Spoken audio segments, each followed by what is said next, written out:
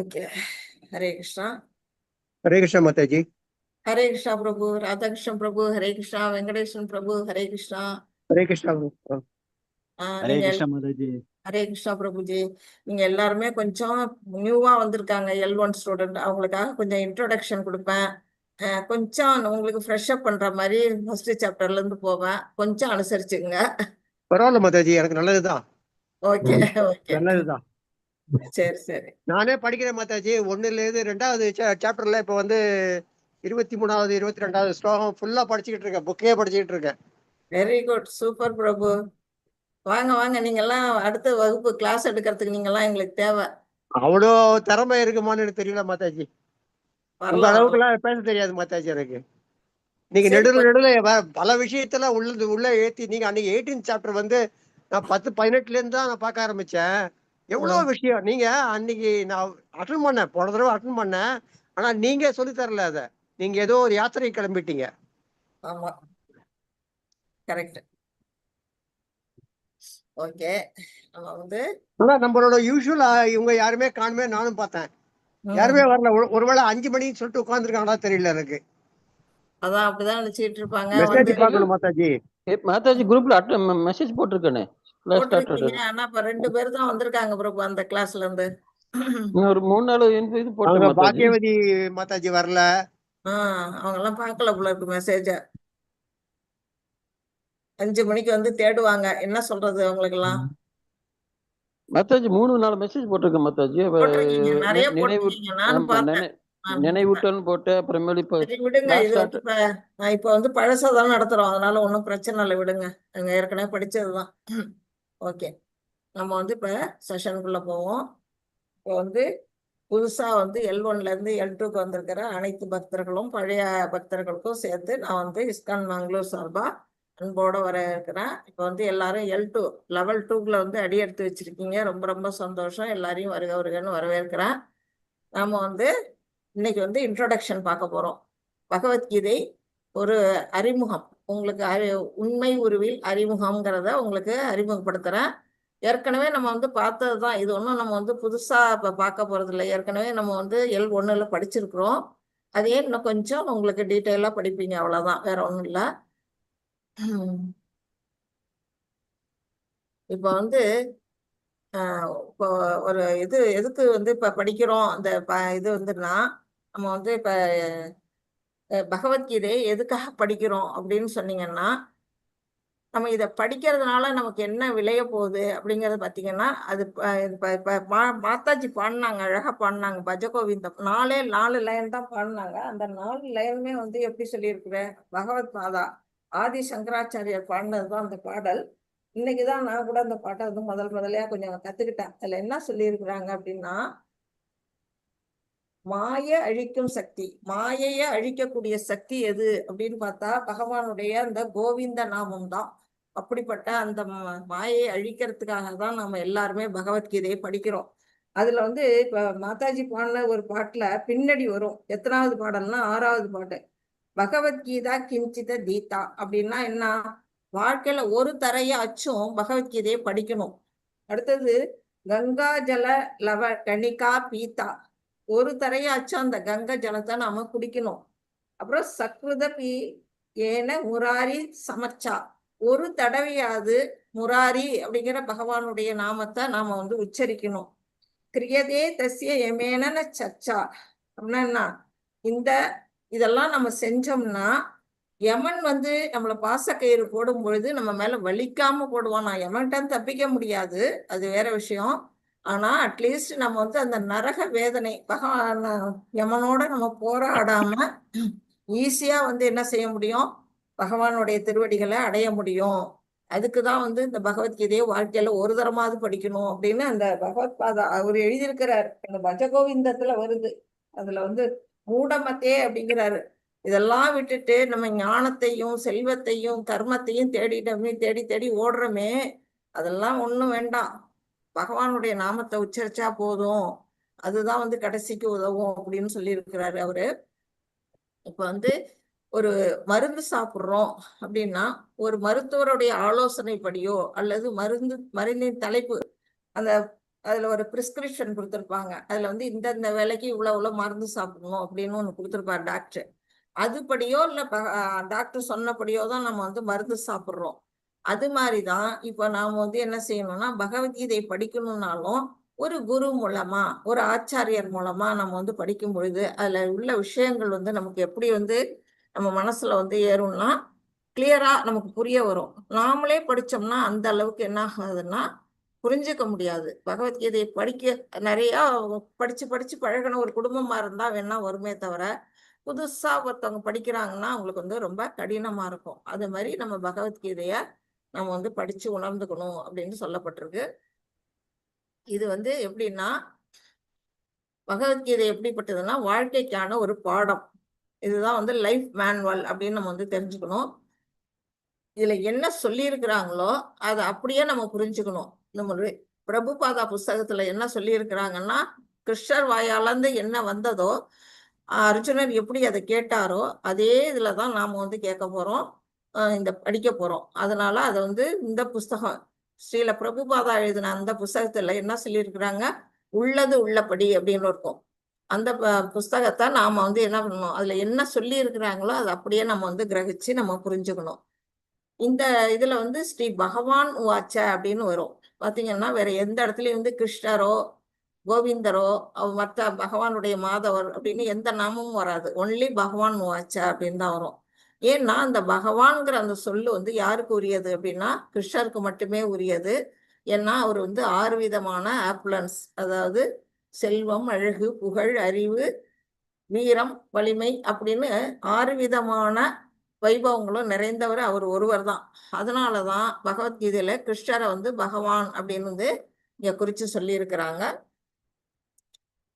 இப்ப வந்து இந்த பகவான் கிருஷ்ணர் தான் அப்படிங்கிறது வேற எந்த கடவுளும் இல்ல, கிருஷ்ணர் தான் அப்படிங்கிறதுக்கு ஆதாரம் வந்து இங்க 4 விதமான சாஸ்திரங்களை கொடுத்துருக்காங்க. இன்னும் நிறைய இருக்குது. இவங்களுக்கு உதாரணத்துக்கு ஒண்ணு கொடுத்துருக்காங்க. பகவான்கிறதுக்கு பகவத்கீதையில சொல்லிட்டாங்க, பகவான் வாச்சன்னு வரும். ஸ்ரீமத் பாகவதம் முழுக்க முழுக்க அவருடைய லீலைகளை பத்தி பேசுறது. பகவான் கிருஷ்ணரை பற்றிய லீலைகள், அவருடைய பாகவதர்கள், அவருடைய பக்தர்கள் பற்றிய விஷயம், இதுதான் முழுக்க முழுக்க அதுல சொல்லப்பட்டிருக்கு. அடுத்தது பத்ம புராணம், அதுவும் வந்து பகவான் விஷ்ணுவை பத்தி தான் சொல்லி இருக்குது. பிரம்ம சம்ஹிதை ஃபுல் அண்ட் ஃபுல்லு வந்து பிரம்மா வந்து என்ன செஞ்சாரு, பகவானை வந்து தன்னுடைய ஸ்லோகங்களால துதிச்சாரு. அப்படி பல பல சாஸ்திரங்களும் என்ன சொல்லுது அப்படின்னா, பகவான் கிருஷ்ணர் தான் வந்து ஆதாரமானவர், அவர் தான் முழு முதற் கடவுள், சுப்ரீம் பர்சனாலிட்டி ஆஃப் காட்ஹெட் அப்படிங்கிறத இந்த மாதிரி வேத சாஸ்திரங்கள் மூலமா நாம வந்து உணர்ந்து கொள்ளணும். அடுத்தது வந்து இப்ப வந்து நம்ம 5 விதமான நிலைகள், ரசம், 5 ரசங்கள்ல பகவானை வழிபடலாம் அப்படின்னு நம்ம படிச்சிருக்கிறோம். யாராச்சும் ஒருத்தர் சொல்றதுன்னா சொல்லலாம். இதுலயே கொடுத்துருக்கு, ஸ்கிரீன்லயே இருக்கு, பார்த்து கூட சொல்லலாம். நான் சொல்றேன் மாதாஜி. சொல்லுங்க மாதாஜி. ஹரே கிருஷ்ண மாதாஜி. சொல்லு. ஹரே கிருஷ்ண. சாந்த நிலை பக்தர், தாசிய தொண்டு செய்யும் பக்தர், நண்பராக பக்தர், பெற்றோராக பக்தர், காதலராக, துணைவியராக பக்தர், கோடிக்கணக்கான ஜீவராசி உள்ள அது படிக்குவா? இல்ல வேண்டாம். இப்ப 5 நிலைகள்ல நம்ம பகவானுடைய உறவு கொள்ளலாம் அப்படின்னு வந்து இதுல சொல்லி இருக்கிறாங்க. நம்ம ஒவ்வொருவருமே ஏதாவது வந்து இப்ப நம்ம வீட்டுல வந்து நம்ம குடும்பத்துல பாத்தீங்கன்னா நம்ம அப்பா அம்மா குழந்தைகள் அக்கா தங்கை அண்ணன் தம்பின்னு உறவு முறை வச்சிருக்கிறோம் இல்லையா? அப்ப உறவுக்காரவங்கள்ட்ட நம்ம ஒரு பந்த பாசத்தோட இருப்போம். அதே வெளி மனுஷங்கள்ட்ட நம்ம வந்து என்ன பண்ண மாட்டோம், அடுத்த வீட்டுக்காரனோட அவ்வளவு பாசமா இருப்போமானா இருக்க மாட்டோம். நம்ம உறவினர்கள் மேல எப்படி பாசம் வைக்கிறோமோ அதே போலதான் நம்ம பகவான் மேலையும் வந்து என்ன செய்யணும், பாசத்தை வைக்கணும். எந்த நிலையில? சாந்தரசம். அது வந்து சாதாரணமா நம்ம வந்து பகவானை வழிபாடு பண்றது அந்த நிலை. நம்ம வந்து நித்தியமா அவருக்கு என்ன தொண்டெல்லாம் ஆற்றுவோமோ, தினப்படி பூஜை செய்வோமோ அந்த நிலையில பகவானை வணங்குறது. அடுத்தது தாசியம். தாசியம்ங்கிறது ஆஞ்சநேயர் எப்படி வந்து ராமருக்கு தொண்டு செஞ்சாரோ அந்த நிலையில தொண்டு செய்யறது. அடியவனா, பகவானுக்கு அடியவன் நாமெல்லாம், ஆண்டான் அடிமை அந்த நிலையில. அடுத்தது நண்பர். நண்பர்ங்கிறது யாருன்னா அர்ஜுனன். அர்ஜுனன் எவ்வளவு க்ளோஸா இருந்தான், சாப்பிடும்போது ஒரே தட்டுல 2 பேரும் சாப்பிட்டாங்க, படுக்கும்போது ஒரே படுக்கையில படுத்தாங்க. அந்த மாதிரி நண்பர் நிலையில நம்ம உறவு கொள்ள முடியும் பகவான்கிட்ட. அடுத்தது பெற்றோராக. பெற்றோராக யார் இருந்தா? யசோதை தாயார். யசோதையும் நந்தகோபரும் கண்ணனுக்கு வந்து எப்படி இருந்தாங்க, பெற்றோர் பாவத்துல இருந்து அவர்கிட்ட வந்து பாசத்தை பொழிஞ்சாங்க. அந்த நிலையில நம்ம பக்தி கொள்ளலாம். அடுத்தது காதலராக அல்லது துணைவியராக, ஒண்ணு நம்மளுடைய காதலர் அல்லது நம்மளுடைய காதலி, அந்த நிலையில ஏதோ ஒரு நிலை, கணவனாக ஏதோ ஒரு நிலையில பகவான்கிட்ட உறவு கொள்ளலாம். கோபியர்கள்லாம் காதலரா நினைச்சாங்க. ருக்மணி சத்யபாமை எல்லாம் வந்து கணவரா நினைச்சாங்க, கணவரா வாழ்ந்தாங்க. அந்த நிலையில நாம பகவானை பக்தி கொள்ளலாம். எப்படி மாதாஜி பகவானை போய் கணவரா காதலரா நினைக்கலாமான்னா நினைக்கலாம். அந்த நிலைக்கு நாம பக்தி உயர்த்தணும். இப்ப வந்து சாந்த நிலையிலிருந்து அந்த ரசம் போறது வந்து பிரேம ரசம்னு சொல்லக்கூடியது. சாந்த ரசம், தாசிய ரசம், சக்கிய ரசம், வாத்சல்ய ரசம், இது வந்து பிரேமரசம். பிரேமரசத்துக்கு போகணும்னாலே நம்ம வந்து நம்மளை இம்ப்ரூவ் பண்ணிக்கணும். அந்த அளவுக்கு எல்லா ரசங்களும் ஒண்ணுதான், எது வேணாலும் இருக்கலாம், தவறே கிடையாது. அந்த மாதிரி பகவானுடைய நம்ம உறவு நிலையை வளர்த்து கொள்ளும் பொழுது நம்ம என்ன செய்வோம், பகவானுக்கு நெருக்கமானவர்களா மாறுவோம். அந்த நிலையில இருக்கிறவங்க தான் கோலோக விருந்தாவனத்துக்கு போக முடியும். வைகுண்டத்துக்கு போறவங்க வந்து அந்த நிலை உறவு கொள்ள மாட்டாங்க. ஒரு மரியாதை, அந்த இடத்துல வந்து பகவான் எப்படி வைகுண்டத்துல இருப்பாருன்னா மரியாதை புருஷனா இருப்பாரு. அவர்கிட்ட ஒரு மரியாதையோட தான் நம்ம வந்து இருக்க முடியும். ஆனா கோலோக விருந்தாவனத்துல எப்படி இருக்கலாம்னா, இந்த 5 நிலைகள்ல அவரோட உறவு கொள்ளும் பொழுது அவரோட எப்படி இருக்கலாம், பகவானை குழந்தையா தூக்கி நம்ம மடியில வச்சுக்கலாம். இல்ல வந்து அவருடைய நம்ம வந்து அவரு நமக்கு குழந்தையா, அவருக்கு நாம குழந்தையா, அந்த நிலையில நம்ம உறவு கொள்ளலாம். எப்படி வேணா நம்ம வந்து அவரோட உறவு கொள்ள முடியும் அப்படின்னு இந்த சாஸ்திரங்கள்லாம் சொல்லியிருக்கு. கோடிக்கணக்கான ஜீவராசி உள்ள போதிலும் ஒவ்வொரு ஜீவனும் பகவானுடன் ஒரு குறிப்பிட்ட உறவை கொண்டுள்ளான். இந்த 5 நிலைகள்ல ஏதோ ஒரு உறவு. ஆழ்வார்கள்லாம் பாத்தீங்கன்னா நிறைய பேர் இந்த ரசங்கள்ல இருப்பாங்க. பாத்தீங்கன்னா பெரியாழ்வார் வந்து பகவான குழந்தையா பாவிச்சு யசோதா பாவத்துல இருந்து அவர் பாடினாரு. நம்ம உங்க எல்லாரும் படிச்சிருப்பீங்க. நம்மாழ்வார் என்ன செஞ்சாரு, பகவான காதலனா நினைச்சாரு. அவர் வந்து பராங்குசன் நாயகி ஸ்டோரி சொன்னீங்க. பகவான் வந்து பராங்குசன், இவங்க வந்து பராங்குசன் நாயகி அபாகத்துல இருந்து அவர் வந்து அனுபவிச்சாரு. அந்த நிலையில எல்லா ஜீவராசிகளும் உறவு கொண்டாட முடியும். இதுதான் வந்து என்ன, ஒரு ஸ்வரூப அப்படின்னு அழைக்கப்படுது. நம்மளுடைய உண்மையான ஸ்வரூபம் எதுன்னா பகவானுடைய உறவு கொள்ளுதல் தான் நம்ம ஆத்மாவுடைய ஸ்வரூப நிலை அப்படிங்கிறத நம்ம புரிஞ்சுக்கணும். இந்த உடல் அளவுல நம்ம வந்து மறந்துடணும். உள்ளத்தளவுல நம்ம ஆத்மா அளவுல பகவானுடைய பக்தி கொள்றதுதான் அந்த ஸ்வரூப நிலை. அந்த 5 ரசங்கள்ல உறவு கொள்ளுது. அடுத்தது பக்தி தொண்டின் மூலம் அந்த சொரூபத்திற்கு புத்துயிர் அளிக்க முடியும். அந்த சொரூபத்தை நாம எல்லாருமே என்ன செஞ்சிருக்கோம், மறந்துட்டு நாம வந்து இப்ப என்ன செஞ்சோம், பௌதிகத்துல நம்ம பாடியாட்ட இது பண்ணி ஐடென்டிஃபை பண்ணி நம்ம வாழ்ந்துகிட்டு இருக்கோம். அப்போ வந்து இந்த பக்தி தொண்டுங்கிற ஒரு இது இருக்கு இல்லையா, அதுதான் கனெக்ஷன் கொடுக்குது. இங்க பாருங்க, 2 பேர் வந்து விரலை அந்த இடத்துல வைக்கிறாங்க, அந்த இடத்துல வந்து கனெக்ஷன் உண்டாகுது. எது அப்படின்னா அந்த பக்தி தொண்டு. பகவானுக்கும் நமக்கும் உள்ள அந்த பக்தி தொண்டுங்கிற அந்த நிலைக்கு போகும் பொழுது அந்த நம்முடைய சொரூப நிலை என்ன செய்யும், புத்துயிர் அளிக்க முடியும் அப்படின்னு இதுல சொல்லப்பட்டிருக்கு. வாழ்க்கை அடுத்தது வந்து பக்தி தொண்டு செய்து பகவானிடம் நமக்குள்ள உறவை புதுப்பித்துக் கொள்வோம். அதுவே மனித வாழ்வின் குறிக்கோள். நம்முடைய குறிக்கோளே அதுவா இருக்கணும். நம்மளோட அல்டிமேட் கோல் என்னன்னா பகவான்கிட்ட போய் சேர்றது. அதுக்கு நமக்கு எதை உதவுது அப்படின்னா ஹரே கிருஷ்ணா மகாமந்திரம். ஹரே கிருஷ்ணா மகாமந்திரம் எல்லாரும் நீங்க ஜபிக்கிறீங்கன்னு நினைக்கிறேன். எல்லாரும் ஜபிக்கிறீங்களா, இல்ல யாராவது இன்னும் செய்யாம இருக்கீங்களா? ஜபிக்கிறேன் மாதாஜி. நீ காலையில 2 தடவை பண்ண, 2 ரவுண்டு, ஈவினிங் ஒரு ரவுண்டு 2 ரவுண்டு பண்ணுவேன் மாதாஜி. நீங்கெல்லாம் ஓகே. லெவல் 1ல இருக்கவங்கள கேக்குறேன் பிரபு. ஜெபிக்கிறோம் மாதாஜி, ஜெபிக்கிறோம். ஹரே கிருஷ்ண மாதாஜி. மாதாஜி வாயால ஓபன் பண்ணி சொல்லாம அந்த மனசுக்குள்ளேயே சொல்லுவாங்கல்ல, அந்த மாதிரி சொல்லலாமா மாதாஜி?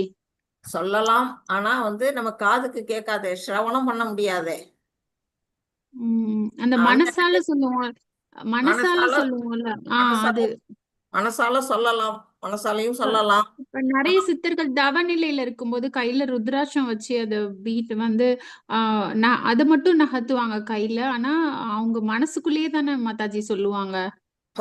கரெக்ட். அந்த நிலைக்கு நம்ம உயர்ந்துட்டா நம்ம சொல்லலாம் மாதாஜி. நமக்கு வந்து மனசால சொல்ற அளவுக்கு எந்த அளவுக்கு நமக்கு திறமை இருக்குன்னு தெரியல. நம்ம வாயால உச்சரிக்கும் பொழுது அது அட்லீஸ்ட் மனம் வந்து என்ன செய்யணும்னா ஒரு இடத்துல நிக்காது. மனம் வந்து சுத்திக்கிட்டே அலைபாஞ்சுக்கிட்டே இருக்கக்கூடிய நிலை. அதை கண்ட்ரோல் பண்ணி மனசால சொல்ல முடிஞ்சா சொல்லலாம்.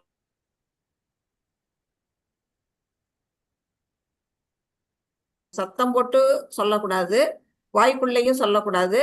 ஹரே கிருஷ்ணா ஹரே கிருஷ்ணா கிருஷ்ண கிருஷ்ணா ஹரே ஹரே. கேக்குதா? இன்டர்நெட் கேக்குது மாதாஜி, இப்ப கேக்குது. மென்மையா உச்சரிக்க சொல்லியிருக்கிறாங்க. அதாவது வாயால உச்சரிச்சு காதால அதை கேட்டு மனசால அதை நினைக்கணும் அப்படின்னு சொல்லும் பொழுது நம்ம என்ன செய்யறோம்? நம்மளுடைய புலன்கள் அதுல வேலை செய்யுது. வாய் வந்து என்ன செய்யுது? பகவானுடைய நாமத்தை உச்சரிக்குது, காது அதை கேக்குது, மனசு அதை நினைக்குது. 3 புலன்கள் வந்து இதுல ஈடுபடுது. வெறும் மனசால மட்டும் சொல்லும் பொழுது இந்த காதுக்கும் வாய்க்கும் வேலை இருக்காது இல்லையா? அதனால வந்து அதை வந்து ப்ரிஃபர் பண்ண நீங்க அந்த 8th சாப்டர்ல ஃபர்ஸ்ட் லெவல்ல சொன்னீங்க மாதாஜி, புருவ மத்தியில கண் பார்வையில வைத்து பகவான 3வது ஐ கொண்டு வச்சு தியானிச்சு சொல்லும் போதும் அதுக்கு ஒரு பவர் இருக்கும் அப்படின்னு சொல்லி. உண்டு. அது வந்து அஷ்டாங்க யோகிகளுக்கு சொல்லப்பட்ட விதிமுறை. நமக்கு சாதாரண மக்களுக்கு சொல்லப்படல. நீங்க அந்த யோகம் பயில்றவாசி உங்களுக்கு அதை கேக்குறீங்க, உங்களுக்கு அந்த யோகத்தை பத்தி தெரியும். சாதாரணமா எங்களுக்கெல்லாம் அந்த யோகம் பத்தி தெரியாது மாதாஜி. நாங்கெல்லாம் வந்து இதில் முன்னேறி நாங்க அது வேணா வரலாம். ஓகேவா? ஓகே அப்புறம் மாதாஜி. ஹரே கிருஷ்ணா. தப்பு கிடையாது, அந்த மாதிரி சொல்றதும் தப்பு கிடையாது.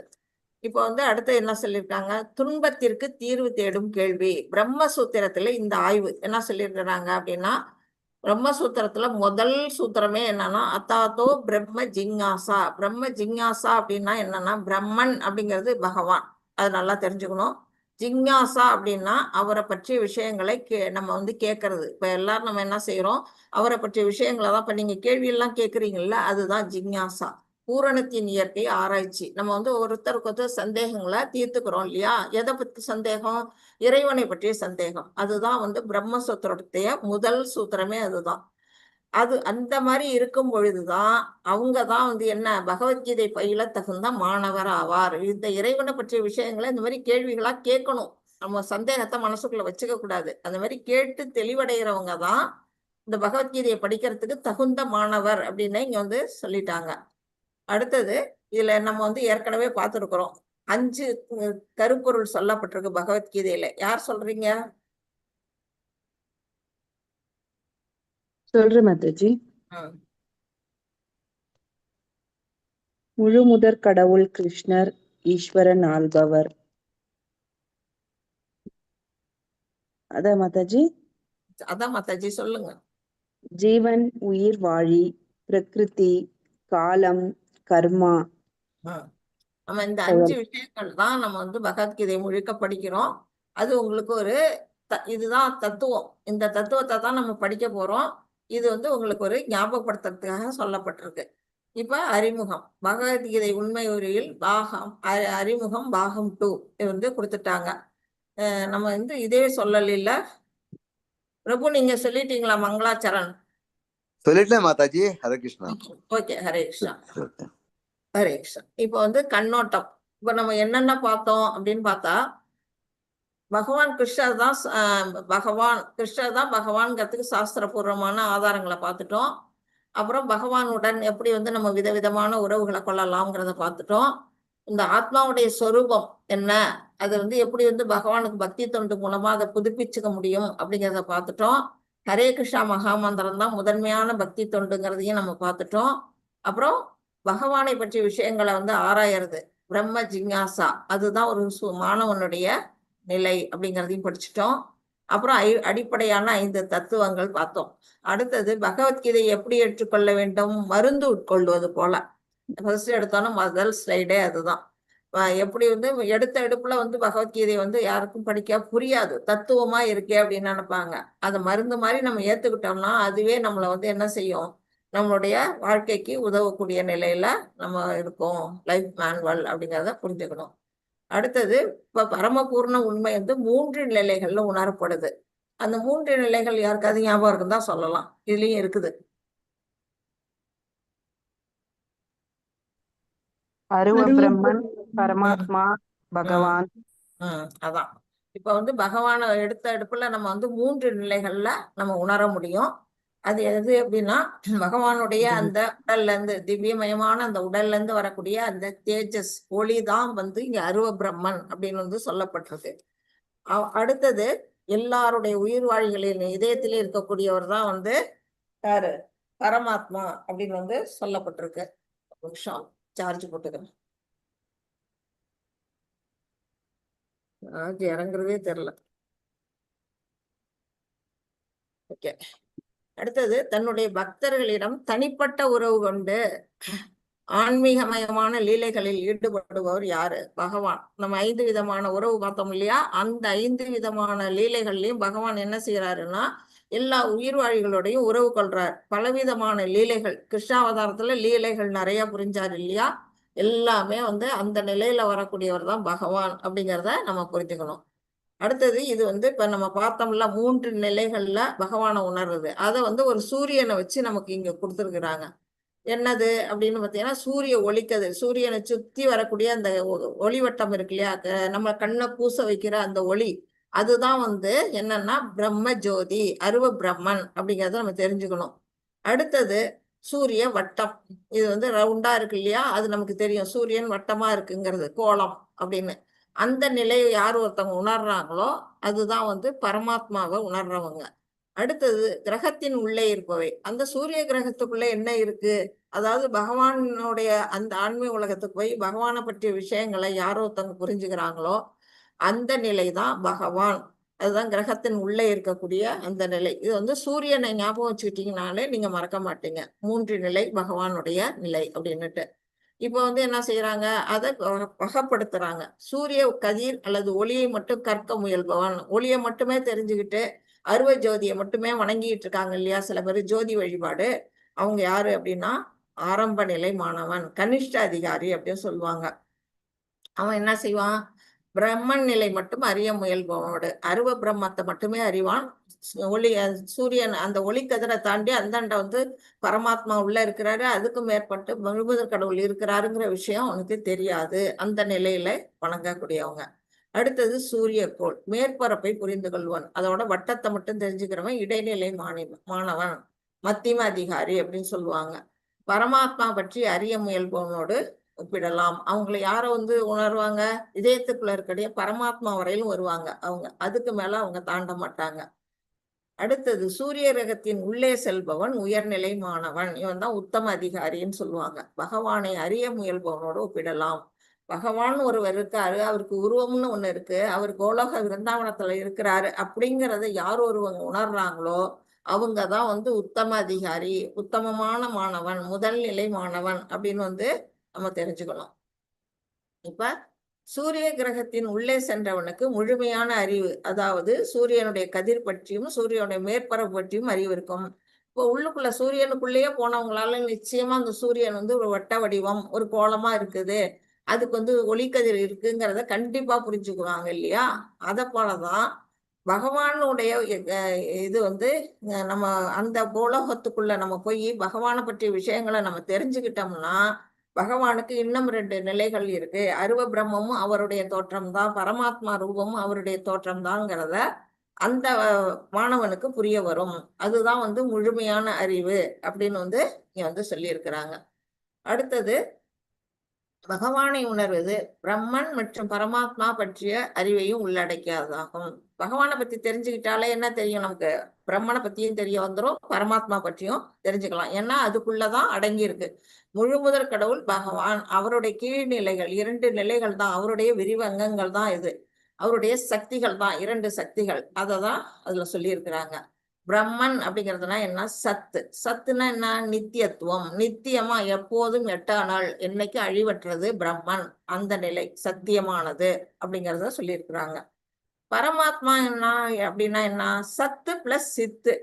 சித்துனா என்னன்னா ஞானம், அறிவு. நித்தியத்துவம், எட்டானால் பிளஸ் ஞானம், அறிவு சேர்ந்ததுதான் வந்து சத்து பிளஸ் சித்து, சச்சித் அப்படின்னு வருது. அதுதான் பரமாத்மா ஸ்வரூபம். பகவான் எப்படிப்பட்டது அப்படின்னு பார்த்தீங்கன்னா, சத்து பிளஸ் சித்து பிளஸ் ஆனந்தம். அப்படின்னா என்ன?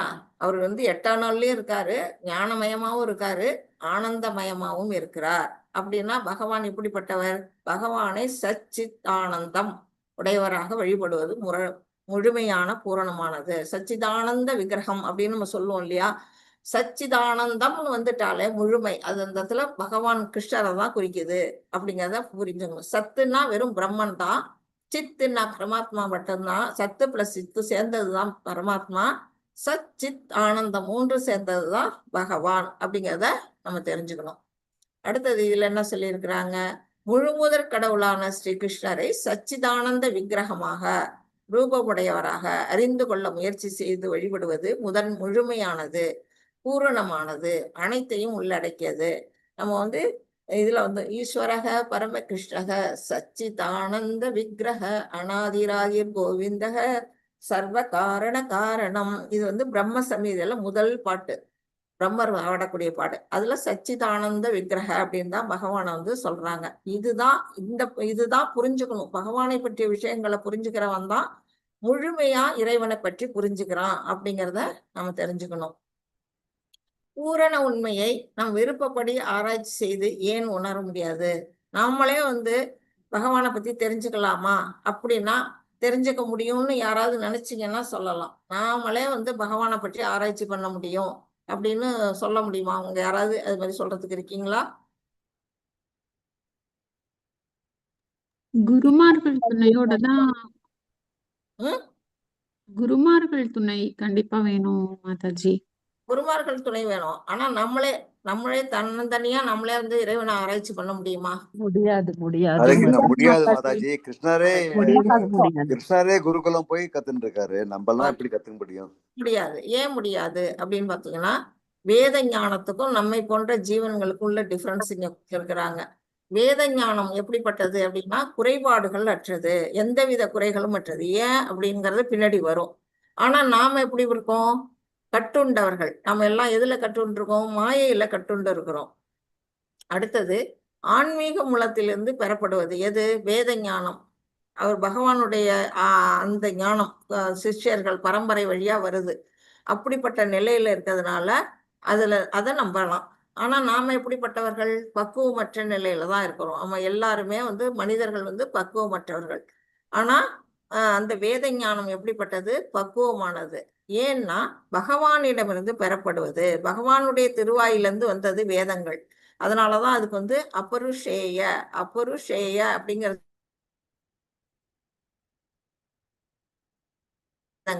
அவர் பிரம்மாவுக்கு உரைச்சா இருக்கிறாரு, லக்ஷ்மி சொல்லி இருக்கிறாரு, சிவபெருமானுக்கு சொல்லியிருக்காரு. இப்படி எல்லாருக்கும் அவர் சொல்லி இருக்கிறாரு.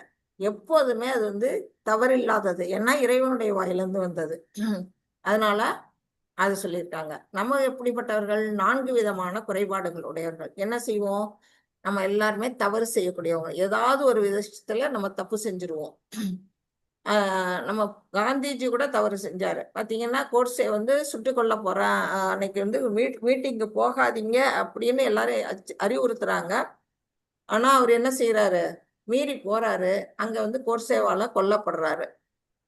அது அவர் செஞ்சக்கூடிய தவறு. நம்ம தெரியுது, நமக்கு அங்க உயிர் ஆபத்து இருக்குன்னு தெரிஞ்சும் போறாருன்னா அது நம்ம செய்யக்கூடிய தவறால விளைகிற விளைவு. அந்த மாதிரி பெரும்பாலும் அறியாமையில் இருக்கின்றோம். நம்ம எல்லாரும் எதுல இருக்கிறோம்? அறிவு பற்றாக்குறையோட தான் இருக்கின்றோம். இன்னும் என்ன, மற்றவர்களை ஏமாற்றும் குணமுடையவர்களாகவும் இருக்கின்றோம். ஏதோ ஒரு விதத்துல நம்ம எல்லாருமே மற்றவங்கள சீட்டிங் பண்ணுவோம். அடுத்தது பக்குவமற்ற புலன்களால் கட்டுப்படுத்தப்படுகிறோம். நம்முடைய புலன்கள்லாம் எப்படிப்பட்டதுன்னா குறையுடைய புலன்கள். பாத்தீங்கன்னா நமக்கு உட்கார்ந்துருக்கிற இடத்துல இருந்து நமக்கு என்ன கண்ணுக்கு எதுக்கு என்ன தெரியுதோ அதுதான் தெரியும். பக்கத்து ஊர்லயோ பக்கத்து தெருவுலயோ நடக்கிறது நம்ம தெரியாது.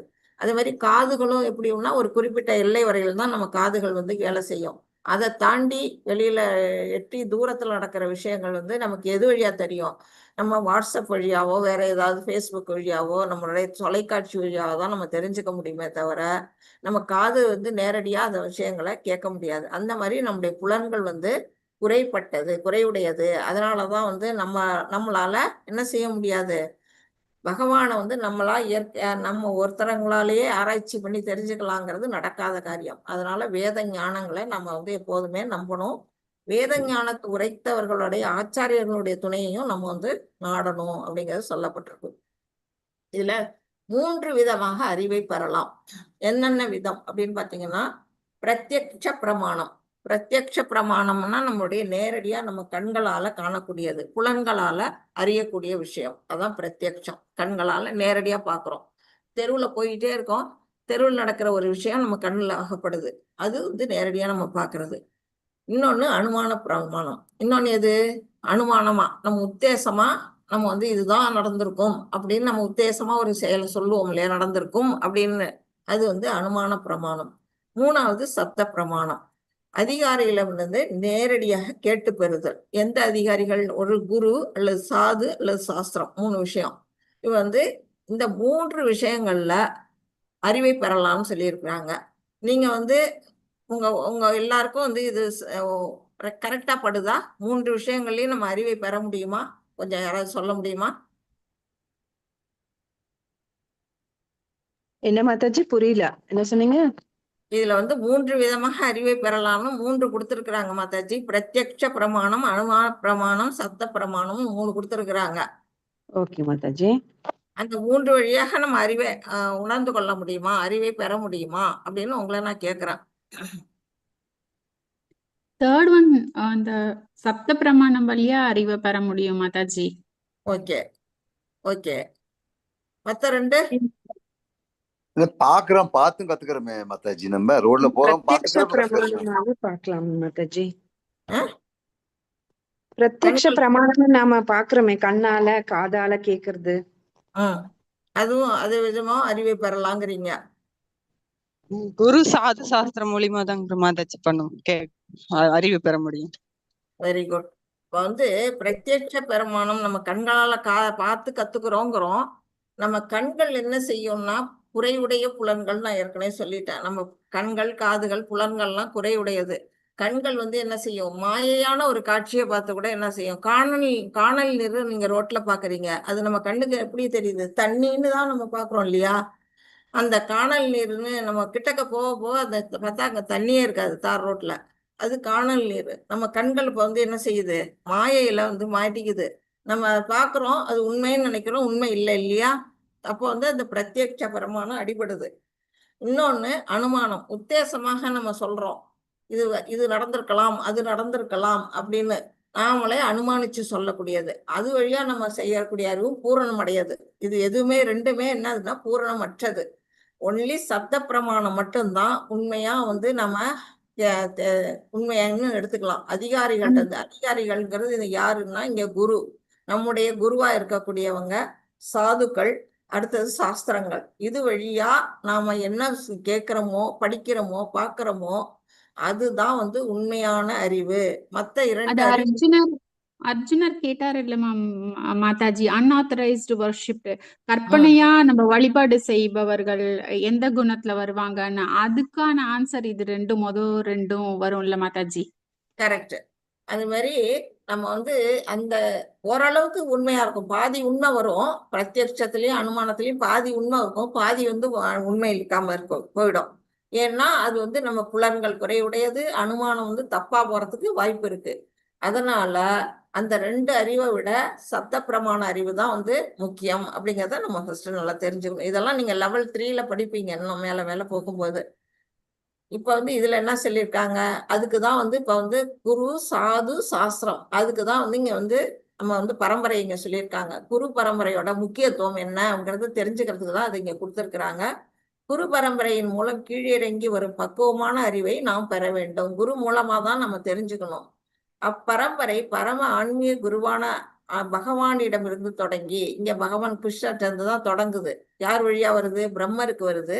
அடுத்தது பிரம்மர் நாரதருக்கு சொல்றாரு, நாரதர் வந்து வியாசருக்கு சொல்றாரு, வியாசர் வழியா அப்படியே வந்து பரம்பரை இறங்கி வந்து நம்மளுடைய பகவத்கீதை புத்தகம் எல்லாரும் வாங்கியிருப்பீங்கன்னு நினைக்கிறேன். அந்த முன்னுரையில பாத்தீங்கன்னா குரு ஆன்மீக குருமார்கள் வந்து போட்டிருப்பாங்க. 32 பேர் இருப்பாங்க. 32வது குருவா இருக்கிறது நம்மள ஸ்ரீல பிரபுபாதா. அவங்க தான் இந்த இடத்துல இருக்கிறாங்க. அதனாலதான் அந்த புஸ்தகத்தை வாங்கி படிங்க அப்படின்னு உங்களுக்கு வந்து இஸ்கான் மூலமா சொல்றது எதுக்குன்னா, நம்ம சீட பரம்பரையில அவர் வரார்.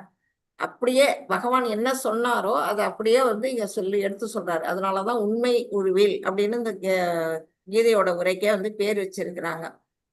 அப்படி பகவானிடமிருந்து தொடங்கி மற்ற ஆன்மீக குருமார்களின் வழியாக வரும் சீடத்தொடராக இருக்க வேண்டும். அப்படிப்பட்ட செய்திகள் எப்படி இருக்காதுன்னா பொய் கலக்காது, உண்மையானதா இருக்கும். சில பேர் என்ன செய்வாங்க? குரு பரம்பரை இல்லாம வேற யாராவது உரை எழுதியிருந்தாங்கன்னா அவங்க தன்னுடைய மன கற்பனைக்கு ஏற்ற மாதிரி தானே வந்து அங்க சுவை ஊட்டணும்னு கொஞ்சம் கற்பனையெல்லாம் கலந்து உரை எழுதுறதுக்கு வாய்ப்பு இருக்கு. அதுல வந்து என்ன ஆகும்? உண்மை அடிபட்டு போயிடும். அங்க பகவான் சொன்னது அங்க மறைஞ்சு போறதுக்கான வாய்ப்பு இருக்கு. அதுக்காக தான் வந்து இதை படிக்கணும் அப்படின்னு வந்து குரு மூலமா கற்கணும், அந்த சீட பரம்பரை வழியா வர்றதை நம்ம ஏத்துக்கணும் அப்படின்னு சொல்லி இருக்கிறாங்க. அர்ஜுனன் கிருஷ்ணரிடம் சரணடைதலும் அவனின் இறுதி முடிவும். அர்ஜுனன் என்ன செய்யறாரு, போர்க்களத்துல போய் மஸ்ட் போரிடலாமா வேண்டாமா அப்படின்னு ஒரு குழப்பத்துல இருக்கிறாரு. அப்ப வந்து என்ன ஸ்லோகம் 2.6 and 7ல வந்து பகவான்கிட்ட வந்து சரணடைகிறாரு. கார்பண்ய தோஷோ பகத ஸ்வபாகா அப்படின்னு அந்த ஸ்லோகம். அந்த ஸ்லோகத்துல வந்து நான் உன்னிடம் சரணன் வாய்ந்த சீடன் நான் அப்படின்னு வந்து வராரு. அந்த மாதிரி பகவத்கீதை பிறகு அப்ப அதுக்கு பிறகு பகவான் என்ன சொல்றாரு, பகவத்கீதை எல்லாம் கேட்டு முடிச்சுட்டு கடைசியா அவர் என்ன சொல்றாரு, அர்ஜுனனை எதுவுமே கம்பல் பண்ணவே இல்லை. நீயே என்ன செய்யணும்னு நினைக்கிறியோ சிந்திச்சு செயல்படுங்கிறாரு. எப்ப சொல்றாரு, 18.73ல சொல்லியிருக்கிறார், 18வது சாப்டர்ல சொல்லியிருக்கிறார். கிருஷ்ணே வசனம் தவ என்று கூறி பகவானின் ஆணைக்கு நாங்க போர் புரிய முடிவு செய்தான். அப்ப வந்து அர்ஜுனன் என்ன செய்யறாரு, இதுவரையிலும் நீங்க சொன்னதெல்லாம் நான் வந்து புரிஞ்சுக்கிட்டேன், இன்னுமே நான் வந்து உங்க விருப்பப்படி போரில் ஈடுபடுறேன் அப்படின்னு வந்து என்ன பண்றான், பகவானுடைய வழிக்கு அவங்க வர்றான். அதுதான் வந்து நம்ம பகவத்கீதையில ஃபர்ஸ்ட்டுக்கு அப்புறம் லாஸ்ட் வரையிலும் உள்ளதை நம்ம பார்க்கிறோம். நாம என்ன செய்யணும், அர்ஜுனனை பின்பற்றி பகவானின் ஆணைப்படி நடக்க முயல வேண்டும். நாமளும் வந்து நம்ம வாழ்க்கையிலேயே இதெல்லாம் இருக்குது. நிறைய விஷயங்கள் வந்து என்ன இருக்குன்னா, அர்ஜுனனை போன்ற குழப்ப நிலை, கலக்க நிலை எல்லாமே நம்ம வாழ்க்கையிலயும் இருக்கு. அதுக்கு நாம யாரை பின்பற்றணும், அர்ஜுனனை ஃபாலோ பண்ணணும். அதாவது பகவத்கீதை படி வாழ்ந்து மனித வாழ்வின் லட்சியமான சனாதன உலகத்தை அடைய வேண்டும். சனாதனம் அப்படின்னா என்ன, பகவானுடைய அந்த நித்தியமான அந்த உலகம் மிக பழமையானது அப்படிங்கிறதுதான் சனாதன அப்படிங்கிறதோட அர்த்தம். நித்தியமானது, பழமையானது, அழிவற்றது அப்படிங்கிறத நம்ம புரிஞ்சுக்கணும். இதுல வந்து பகவத்கீதையும் சனாதன தர்மமும். பகவான் எப்படிப்பட்டவர், சனாதனமானவர். ஜீவன்கள் எப்படிப்பட்டவர்கள், அவங்களும் சனாதனமானவர்கள். அவர்களுக்கிடையே உள்ள உறவு எப்படிப்பட்டது, அதுவும் சனாதனமானது. இதெல்லாம் வந்து இன்னைக்கு நேத்தி நம்ம பகவானோட உறவு கொள்ளல, ஜென்ம ஜென்மமா நம்ம அவர்கிட்ட உறவு கொண்டுகிட்டு தான் வர்றோம். ஆனா நாம என்ன செஞ்சிட்டோம், மறந்துட்டோம், அவ்வளவுதானே தவிர நம்ம உறவு வந்து பழமையானது. அதுதான் அர்ஜுனர்கிட்ட சொல்றாரு இல்லையா, நீயும் நானும் பற்பல பிறவிகள் பிறந்திருக்கிறோம் அர்ஜுனா, நீ அதெல்லாம் மறந்துட்ட, ஆனா எனக்கு அதெல்லாம் ஞாபகம் இருக்குன்னு ஒரு ஸ்லோகத்துல சொல்லுவார். அந்த மாதிரி நம்ம உறவு எப்படிப்பட்டது, சனாதனமானது. பகவத்கீதையோட முக்கியமான நோக்கம் எது, நம்ம ஜீவன்களுடைய கடமை என்ன, எல்லா ஜீவன்களும் சனாதன தர்மத்தை புதுப்பிச்சுக்கணும். ஏற்கனவே மறந்து போயிட்டோம். இந்த பகவத்கீதையை படிக்க வந்த பிற்பாடு நம்ம என்ன செய்யறோம், பகவானுடைய விஷயங்கள்ல ஆர்வமா இருக்கோம், அது தெரிஞ்சுக்கணும்னு வரோம். அப்ப பக்தி தொண்டுல ஆட்டோமேட்டிக்கா ஈடுபடுவோம். அப்ப நம்ம அவரோட உறவை வந்து என்ன செஞ்சுக்கிறோம், புதுப்பிச்சுக்கிறோம்.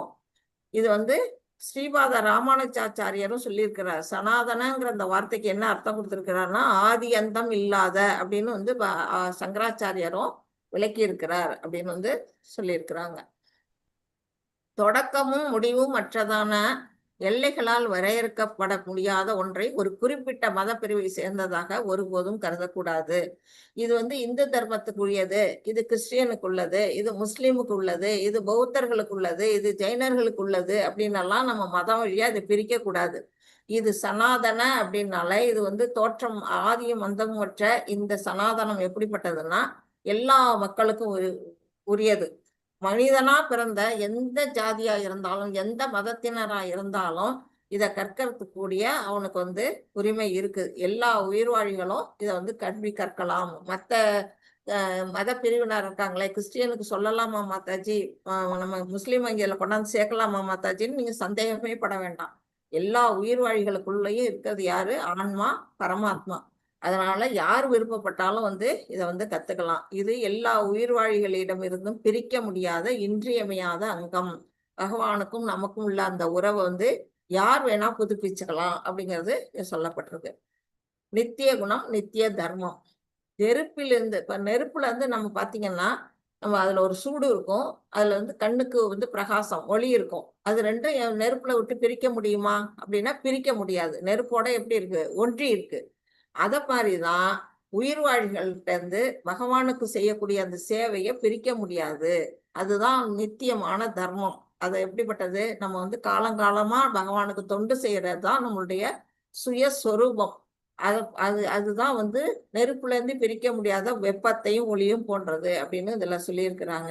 அதனாலதான் இங்க பாத்தீங்கன்னா பிரபுபாதா வந்து 5 வயசுலயே என்ன செஞ்சாரு, அந்த தன்னுடைய தோழர்களை வச்சு என்ன செஞ்சிருக்கிறாரு, ரத யாத்திரை செஞ்சிருக்கிறாரு. அப்ப வந்து அவருக்கு எப்படிப்பட்டது, முற்பிறவியோட ஞாபகம். அவர் அந்த இது வந்து அந்த 5 வயசு குழந்தையா இருக்கும் பொழுதே பகவான் மேல பிரியத்தை வச்சு அவர் வந்து சேவை செய்ய ஆரம்பிச்சிட்டாரு, ரத யாத்திரை செஞ்சிருக்கிறாரு.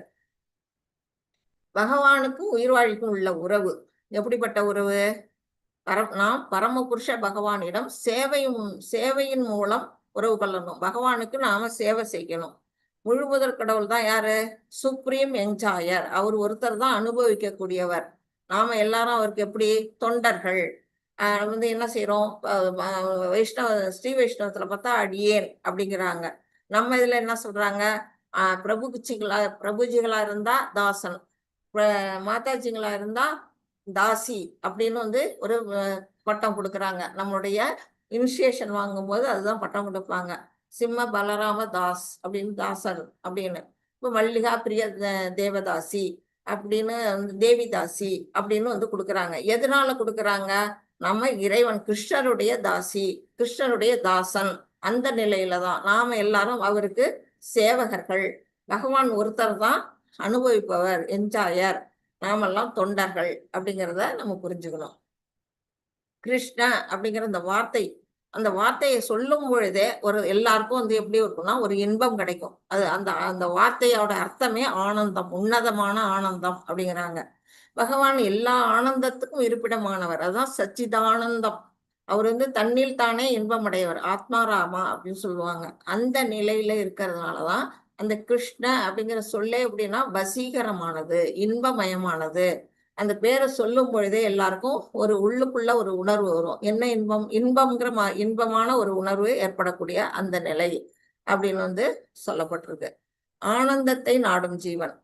நாம எல்லாரும் என்ன செய்யறோம், இந்த பௌதிக உலகத்துல எங்க சுகம் கிடைக்குது அப்படின்னு தான் நம்ம வந்து தேடி அலைஞ்சிட்டு இருக்கோம். எல்லா உயிர்வாழிகளுக்கும் உள்ள உணர்வு தான். எதனால அப்படின்னா ஆனந்தோ மயோ அபியசாத் அப்படின்னு வேதாந்த சூத்திரத்துல சொல்லப்பட்டிருக்கு. என்ன அப்படின்னா பகவானும் ஆனந்தத்தோட எப்போதும் நித்தியமா ஆனந்தத்தை அனுபவிச்சுட்டு இருக்கிறாரு. அவரோட கோலோக விருந்தாவனத்துல நித்தியமா அவர் என்ன லீலைகள் புரிகிறாருன்னா ஆனந்தமானமான லீலைகள்ல ஈடுபட்டு இருக்காரு. அவருடைய குணங்கள் தான் நமக்கும் இருக்கு. ஏன்னா அவருடைய பார்ட் அண்ட் பார்சல், அங்க துணுக்குகள் நாம எல்லாரும். அதனாலதான் பகவானை போன்ற உணர்வு மிக்க உயிர்வாழிகளும் இன்பத்தை நாடுகின்றனர். நாம செய்யக்கூடிய ஒவ்வொரு செயலும் எங்க இருந்து வருதுன்னா பகவான் கிட்ட இருந்து தான் வருது. நாம எல்லாம் சுகம் அனுபவிக்கணும், ஆனந்தம் அனுபவிக்கணும் ஏன் நினைக்கிறோம் அப்படின்னா பகவான் அங்க வந்து அப்படிதான் இருக்கிறாரு. அவர் எப்போதும் எல்லையற்ற ஆனந்தத்துல இருக்கிறாரு. அதை போல நாமளும் அனுபவிக்கணும்னு நாமளும் இருக்கிறோம். பகவானின் இன்பம் நித்தியமானது. அவருடைய இன்பத்துக்கு என்னைக்குமே வந்து குறைவு வராது. ஆனா நம்ம எப்படி இருக்கிறோம், அப்பப்ப இன்பம், பல நேரம் துன்பம், இப்படிதான் நம்ம இருக்கிறோம். ஆனால் நாம வந்து எப்போதும் நம்ம நித்தியமான இன்பத்துக்கு போக முடியும். எப்ப போக முடியும்? உயிர்வாழிகள் அவருடன் உறவு கொண்டு பகவானுடைய அந்த 5 விதமான உறவுகள்ல ஈடுபட்டு ஒத்துழைத்து அவரது சங்கத்தில் பங்கு கொண்டால், பகவானுடைய சங்கத்துல அவருடைய உறவோட நம்ம அந்த 5 விதமான ரசங்கள்ல ஈடுபட்டோம்னா நாமளும் என்னைக்குமே என்ன செய்ய முடியும்னா சந்தோஷம், நித்தியத்துல நம்ம நித்தியமான இன்பத்தை அனுபவிக்க முடியும். அதை வந்து நம்ம வந்து அனுபவிச்சுதான் புரிஞ்சுக்கணும். வாயால நான் சொல்றதுனால புரியாது. அது எப்படி அவரோட உறவு கொள்றதுனால சந்தோஷம் கிடைக்கும் அப்படின்னு ஒரு யோசனை வரும். ஆனா அதை வந்து நம்ம படிப்படியா நம்ம அந்த ஆன்மீகத்துல முன்னேறும் பொழுது அதை நம்மளால உணர முடியும் அப்படிங்கிறத சொல்லியிருக்கிறாங்க. பகவானின் இனிமையான லீலைகள். பகவான் என்ன செஞ்சாரு, இந்த இதுல வந்து பூலோகத்துல அவதாரம் பண்ணார், கிருஷ்ணரா அவதாரம் பண்ணாரு. என்ன செஞ்சாரு, பக்தர்களிடம் தான் கொண்டுள்ள அன்பு உறவுகளின் மாதிரியை விருந்தாவன லீலைகளாக காட்டுகிறார். அந்த விருந்தாவனத்துல, உண்மையான கோலோக விருந்தாவனத்துல என்னென்ன லீலைகள் தினமும் அவர் செய்யறாரோ அது எல்லாத்தையும் இங்க வந்து என்ன செய்யறாரு, ஒரு மாதிரி இங்க வந்து இங்கேயும் விளையாண்டு காட்டுறாரு. பகவான் ஒவ்வொரு லீலையும் அவர் வந்து மக்களை வந்து எதுக்காக அந்த லீலைகள் புரிகிறாரு அப்படின்னு பாத்தீங்கன்னா அதை பார்த்து மக்கள் வந்து கவர்ச்சி அடைவாங்க. நமக்கு எதுவுமே ஒண்ணு வந்து நம்மளால முடியாத ஒரு செயல் அங்க நடக்குதுன்னா அது மேல நமக்கு ஒரு ஆர்வம் வரும். பகவான் நிகழ்த்திய லீலைகள்லாம் அப்படிதான் அங்க இருந்தது. பூதனையை கொன்னாரு. ஒரு குழந்தை, 3 மாச குழந்தை வந்து ஒரு பூதகையை கொல்றதுங்கிறது சாதாரண விஷயம் இல்ல. சகடாசுரன், திருநாவர்த்தன், அப்புறம் வந்து இந்த கொக்கு பகாசுரன், அகாசுரன் ஏகப்பட்ட அரக்கர்களை கொண்டாரு. காளிங்க நடனம் ஆடினாரு. அப்புறம் கோவர்த்தனகிரியை மலையா கொடையா பிடிச்சாரு. இந்த செயல்கள்லாம் எப்படிப்பட்டது? சாதாரண மனிதர்களால செய்ய முடியாத செயல்கள். அது எல்லாமே அவருக்கு லீலைகள். அவருக்கு எல்லாமே அதெல்லாம் ஒரு விளையாட்டு. அதை பார்த்து நாமெல்லாம் வந்து என்ன செய்வோம்? பகவான்கிட்ட இருக்க இந்த சக்தி, அவருடைய பலம், அவருடைய அழகு, அதுல வந்து நம்ம எல்லாம் என்ன செய்வோம்? கவரப்படுவோம். வெண்ணெய் திருடுறது சொல்லுங்க. வெண்ணெயை திருடுறதும் தயிர் பானையை உடைக்கிறதுமே அவருடைய லீலைகள். அது வந்து இந்த கோபியர்கள்லாம் சும்மா வந்து சண்டை போடுவாங்க. ஆனா வரலன்னா ஏங்குவாங்களாம். ஏன் இந்த கிருஷ்ணன் இன்னும் வரல அப்படின்னுட்டு. அந்த மாதிரி பலவிதமான லீலைகளை வந்து எதுக்காக செய்யறாரு அப்படின்னா, உயிர்வாழிகளை கவர்வதற்காக. நம்மெல்லாம் அப்பதான் பகவானை வந்து ஆஹா எவ்வளவு இன்பமான இருக்குது இதெல்லாம், இதை அனுபவிக்கணும்னா நம்ம இந்த உலகத்துல உட்கார்ந்துருந்தா நடக்காதே, நம்ம அங்க போகணுமே அப்படிங்கிற ஒரு எண்ணம் வரும். நம்மளை கவர்ந்து அழைச்சிட்டு போறதுக்கு தான் அவர் வந்து இங்க லீலைகள்லாம் செய்யறாராம் பகவான். ஆன்மீக உலகம் அப்படிப்பட்ட அவருடைய திருநாடு எப்படிப்பட்டது அப்படிங்கிறது பகவத்கீதையில சொல்லியிருக்கிறாங்க. இப்ப 15.6ல சொல்லியிருக்காங்க. பரமபுருஷ பகவானின் இருப்பிடம் கோலோக விருந்தாவனம் பிரம்ம சமீதையில சொல்லப்பட்டிருக்கு. அது வந்து பகவத்கீதையில அவருடைய வைகுண்ட லோகங்கள் பத்தி சொல்லப்பட்டிருக்கு. கோலோக விருந்தாவனத்தை பத்தி பிரம்ம சமீதையில சொல்லப்பட்டிருக்கு. பிரம்ம சமீதையெல்லாம் நீங்க வர வர படிக்கலாம் கொஞ்சம் நாள் ஆனோன்னு. அப்புறம் ஆன்மீக கிரகத்திற்கு நாம திருப்பி போயிட்டோம்னா நம்ம அங்கிருந்து திரும்பி வர வேண்டியதே இல்லை. அங்க போனா அங்க வந்து நித்தியமா அங்கே முக்தி பெற்ற ஆத்மாவா அங்க வாழலாம். அவருடைய உடலை நாம அடையலாம் அப்படிங்கிறதெல்லாம் நம்ம பார்க்கிறோம். அப்புறம் என்ன கிடைக்காது? பிறப்பு, இறப்பு, நோய், முதுமை என்ற துயரங்களும் இல்லை. அந்த உலகத்துக்கு போனவங்களுக்கு என்ன கிடைக்காது? நம்ம பூலோகத்துலதான் பிறப்பு, இறப்பு, நோய், முதுமை எல்லாம் நம்மளுடைய உடல் பரிமாண மாற்றங்கள். ஆனா அந்த உலகத்துல இது எதுவுமே கிடையாது. அங்க போய் இருக்கவங்க என்னைக்குமே இளமையோட இருப்பாங்க. பசிங்கிறது தெரியாது, தூக்கம் வராது, களைப்பு வராது, எதுவுமே ஒரு இங்க அனுபவிக்கிற துன்பங்கள் எதுவுமே அங்க இல்ல. நம்ம டாக்ஸ் எல்லாம் கட்டுறோமே, வரியெல்லாம் கட்டுறோமே, அதெல்லாம் அங்க ஒண்ணும் கிடையாது. அங்க போய் ஃப்ரீயா பகவானுக்கு தொண்டு செஞ்சுட்டு நிம்மதியா சந்தோஷமா, எப்போதுமே சந்தோஷமா, ஏன்னா கேட்டதெல்லாம் கிடைக்கும், நம்ம நினைச்சதெல்லாம் கிடைக்கும். அந்த மாதிரி உலகத்துல நம்ம வாழலாம். எந்த துயரங்களும் இல்லை. மற்றபடி ஜட உலகத்தின் மிக உயர்ந்த லோகமான பிரம்மலோகத்திலும் இத்துயரங்கள் உண்டு. நம்ம இங்க ஜட உலகத்துல என்ன இருக்குது? ஹையஸ்ட் கிரகம் எது அப்படின்னா பிரம்மலோகம், சத்தியலோகம். அந்த சத்தியலோகத்திலயும் என்ன இருக்குன்னா இந்த மாதிரி துயரங்கள், நாம அனுபவிக்கக்கூடிய துயரங்கள் அங்கேயே இருக்கு. பிரம்ம புவனால் லோகா அப்படின்னு நம்ம ஒரு ஸ்லோகம் படிச்சோம். பிரம்மலோகத்துல இருந்து பாதாள லோகம் வரையிலும் இருக்கக்கூடிய அனைத்து உலகங்களும் எப்படி துன்பங்கள் மாறி மாறி நிகழக்கூடிய இடங்கள் தான். அங்கும் என்ன செய்யுது? பிறப்பு, இறப்பு, முதுமை, நோய் எல்லாமே உண்டு அப்படிங்கிறது தெரிஞ்சுக்கணும். அடுத்தது பகவத்கீதையின் அறிவுரைப்படி பக்தி தொண்டு செய்து ஆன்மீகமாக முன்னேறி கோலோக விருந்தாவனத்திற்கோ வைகுந்த லோகங்களுக்கோ செல்ல விருப்பம் கொள்வோம். நம்மளுடைய எய்ம் எதா இருக்கணும்? ஒண்ணு வைகுண்டத்துக்கு போகணும் அல்லது கோலோக விருந்தாவனத்துக்கு போகணும். இதுதான் நம்முடைய அல்டிமேட் கோலா. ஒவ்வொருத்தரும் நம்ம எடுத்துக்கணும். அங்க எப்படி போறது? அதுதான் சொல்லியிருக்கேன். அந்த காலேச்ச மாம் ஏவ ஸ்மரன் முக்வா கலேவரம் எப்ரயாதி சமத்பாவம் யாதி நாஸ்யஸ்திர சம்சய.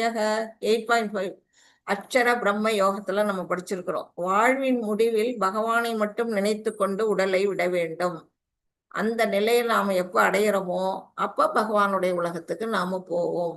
இந்த இறுதி காலம், அந்த பிரயாண காலத்துல நம்மளுடைய நினைவுகள்லாம் பகவானை நினைச்சு இருக்கணும். எதை நினைச்சுக்கிட்டு உயிரை விடுமோ அதுவாகவே ஆகின்றோம் அப்படிங்கிறதையும் நம்ம படிச்சிருக்கிறோம். அந்த பகவானை நினைச்சு உயிரை விடணும். வாழ்வின் இறுதியில் பகவானை நினைப்பது எப்படி? இப்ப வந்து நினைச்சுக்கிட்டே உயிரை விட்டா அங்க போகலாம். எப்படி நினைக்கிறது? தஸ்மா சர்வேஷு காலேஷு மாமனுஸ்வர யுத்திய மைய பிதமனோ புத்திர் அசம்சய. 8.7ல சொல்லியிருக்காங்க. என்ன சொல்லியிருக்காங்க? அர்ஜுனா, எப்போதும் என்னை இந்த கிருஷ்ண ரூபத்தில் எண்ணுவாயாக. அந்த கிருஷ்ண ஸ்வரூபத்தை மனசுல எண்ணிக்கணும். அதே சமயத்தில் உனக்கு விதிக்கப்பட்ட கடமையான போரிடுதலையும் தொடர்ந்து செய்ய வேண்டும். அர்ஜுனனோட கடமை போரிடுதல். உனது செயல்களை எனக்கு அர்ப்பணித்து உன் மனதையும் அறிவையும் என்னில் நிறுத்தினால் நீ என்னிடமே வந்தடைவாய் என்பதில் ஐயமில்லை. நாம எப்போதுமே என்ன செய்யணும்? நம்முடைய கடமைகளை நம்ம ஆட்டோமேட்டிக்கா செஞ்சுக்கிட்டே இருக்கணும். ஆனா மனம் எங்க இருக்கணும்? பகவான் மேல இருக்கணும். பகவானை நினைச்சுக்கிட்டே நம்ம ஒவ்வொரு காரியத்தையும் செஞ்சுக்கிட்டு நம்முடைய செயல்களோட பலன்கள் எல்லாம் பகவானுக்கு அர்ப்பணிச்சுட்டு நம்மளுடைய புலன்கள் மனசு எல்லாத்தையும் பகவான் மேல நிலைநிறுத்தினா அந்த கடைசி நிமிஷங்கள்லயும் நம்மளால பகவானை மனசுல கொண்டு வர முடியும். அப்ப நாம அந்த இடத்துக்கு பகவானுடைய உலகத்துக்கு போக முடியும். பகவத்கீதையிலேயே அழகா சொல்லியிருக்காங்க. அடுத்தது அர்ஜுனனுக்கு சொன்னதை நாமும் பின்பற்றுவோம். அர்ஜுனனுக்கு பகவான் சொல்லிட்டாரு, நாம எதை வச்சுக்கணும், இந்த பகவத்கீதையை பாடமா எடுத்துக்கணும். பகவானை நினைத்து கொண்டே நமக்குன்னு விதிக்கப்பட்ட கடமை, ஒவ்வொரு மனிதர்களுக்கும் குடும்ப கடமைன்னு இருக்குது. அந்த கடமைகளை நம்ம நிச்சயமா செய்யணும். எப்படி செய்யணும்? பகவானை நினைச்சுக்கிட்டே. இதன் மூலம் இறுதியில் நம்மால் பகவானை நினைக்க முடியும். கடைசி நேரத்துல பகவானை நினைக்கக்கூடிய, ஏன்னா நம்ம மனசுல அது ஓடிக்கிட்டே இருக்கும். தூக்கத்துல எழுந்தா கூட ஹரே கிருஷ்ணா ஹரே கிருஷ்ணான்னு வரும் நமக்கு. அர்ஜுனன் எப்படி இருந்தாரு, தூங்கும் பொழுது கூட ஒரு நாடி நரம்புகள்லாம் எப்படி உச்சரிச்சுது, கிருஷ்ண மந்திரத்தை உச்சரிச்சுக்கிட்டே இருந்தது. அந்த நிலைக்கு நாம போகணும். அந்த நிலை வரையிலும் நம்மளை நாமளே பயிற்சி பண்ணணும். அப்படி போகும்போது பகவானுடைய நாட்டுக்கு போறது ரொம்ப ஈஸியா இருக்கும் அப்படின்னு சொல்லியிருக்கிறாங்க. ஹரே கிருஷ்ணா. இதோட இன்ட்ரோடக்ஷன் முடிஞ்சிருச்சு. சாப்டர் 1 கொஞ்சம் பாப்போமா? உங்களுக்கு எல்லாம் டைம் இருக்கா? நீங்க தான் சொல்லணும்.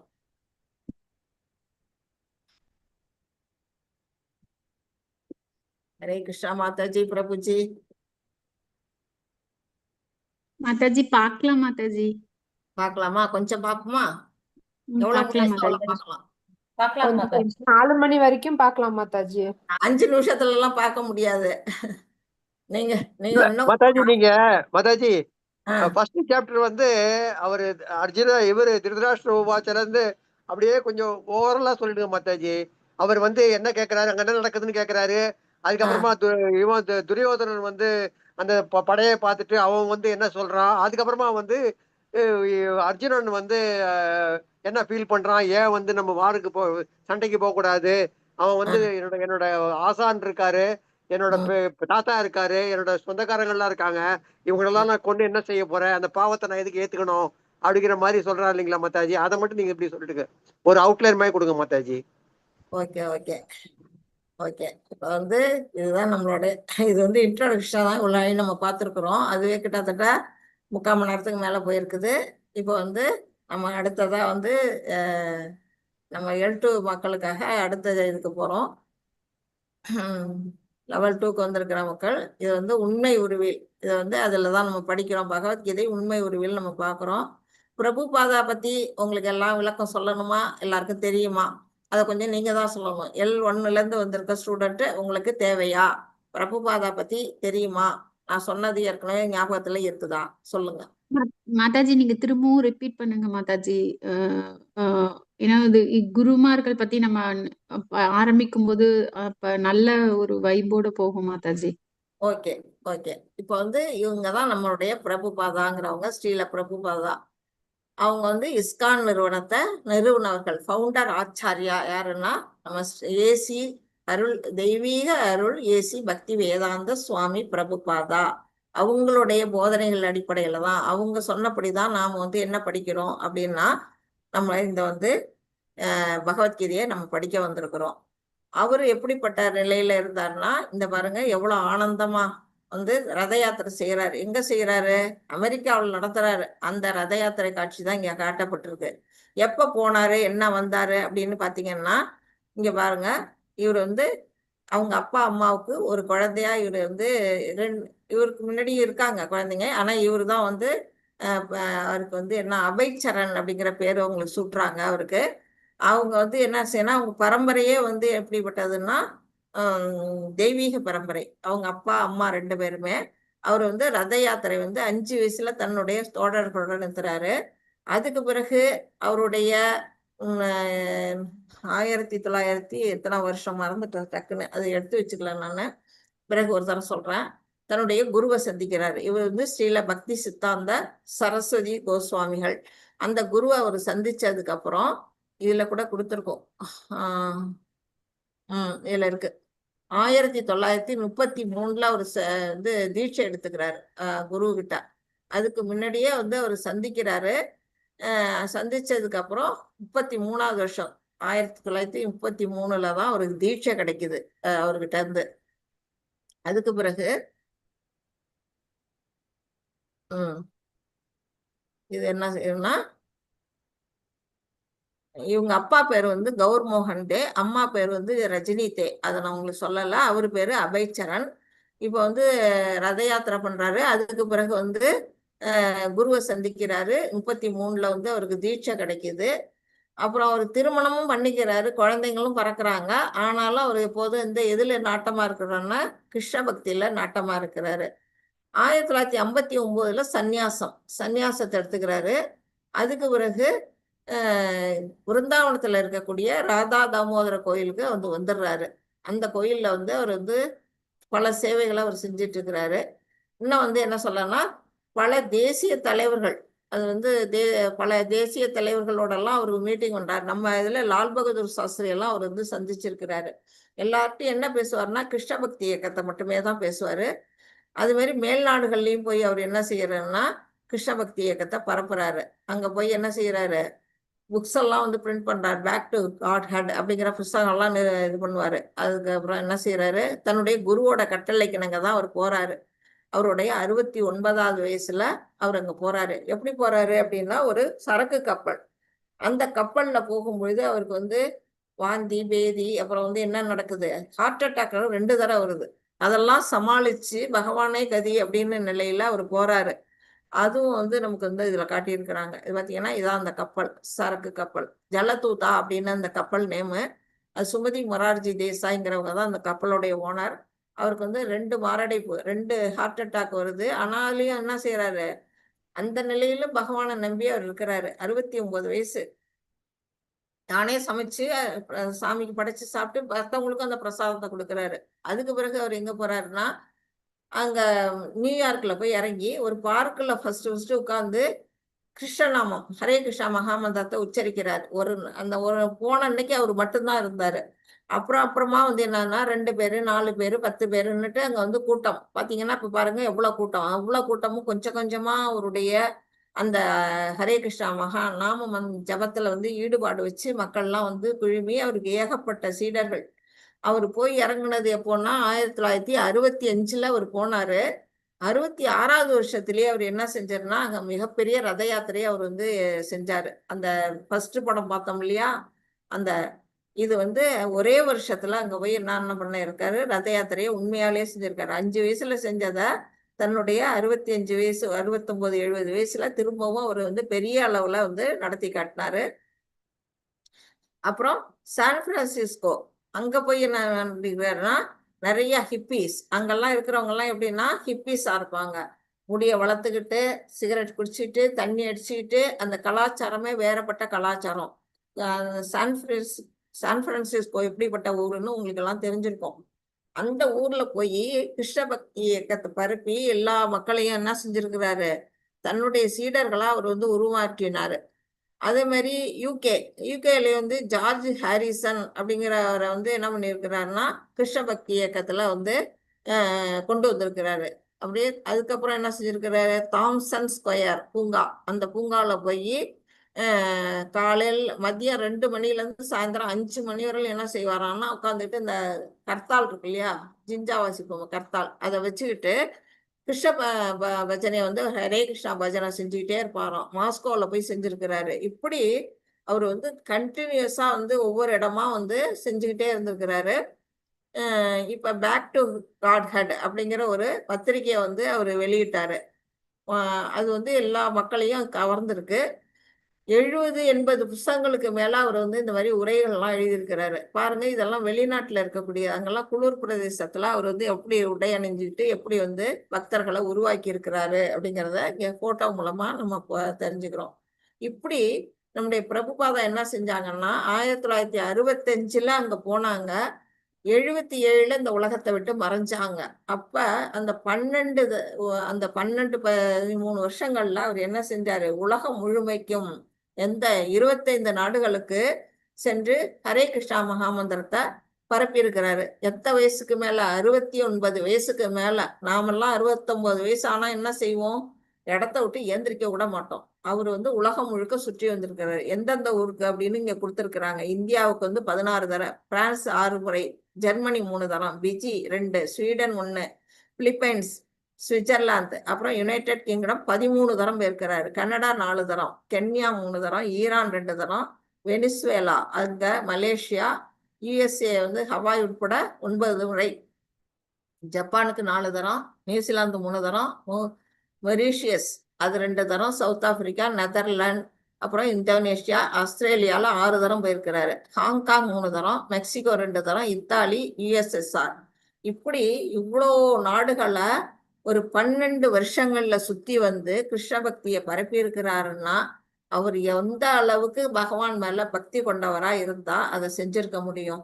அந்த நிலைமைக்கு நம்ம போகலைன்னாலும் அவருடைய கால் தூசு அளவுக்காச்சும் நாம என்ன செய்யணும், அவருடைய பாதையை நம்ம பின்பற்றணும் அப்படிங்கிறது தான் சொல்லப்பட்டது.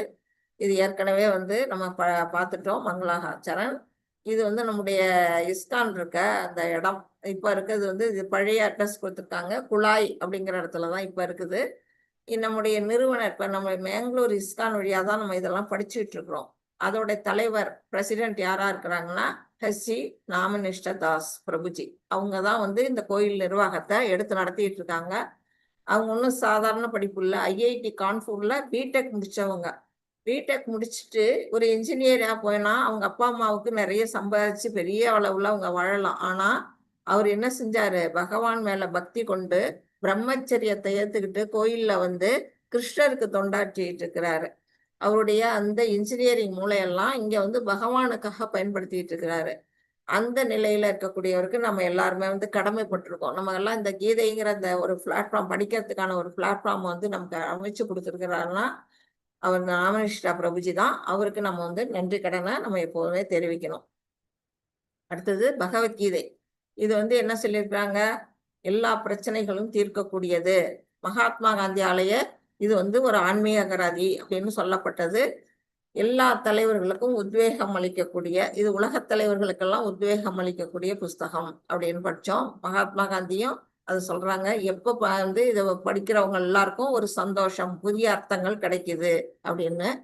இது ஐன்ஸ்டீன்கிற வந்து ஒரு விஞ்ஞானி தான் கண்டுபிடிச்ச அந்த விஞ்ஞானத்தை விடவே பகவான் படைத்த இந்த உலகத்தை பார்க்கும் பொழுது ஒண்ணுமே இல்லை அப்படிங்கிறார். தன்னுடைய படைப்புகள், தன்னுடைய கண்டுபிடிப்புகள்லாம் ஒண்ணுமே அர்த்தம் இல்லை, எல்லாமே பகவானுக்கு பார்க்கும்பொழுது சாதாரணம் அப்படிங்கிறத சொல்றாரு.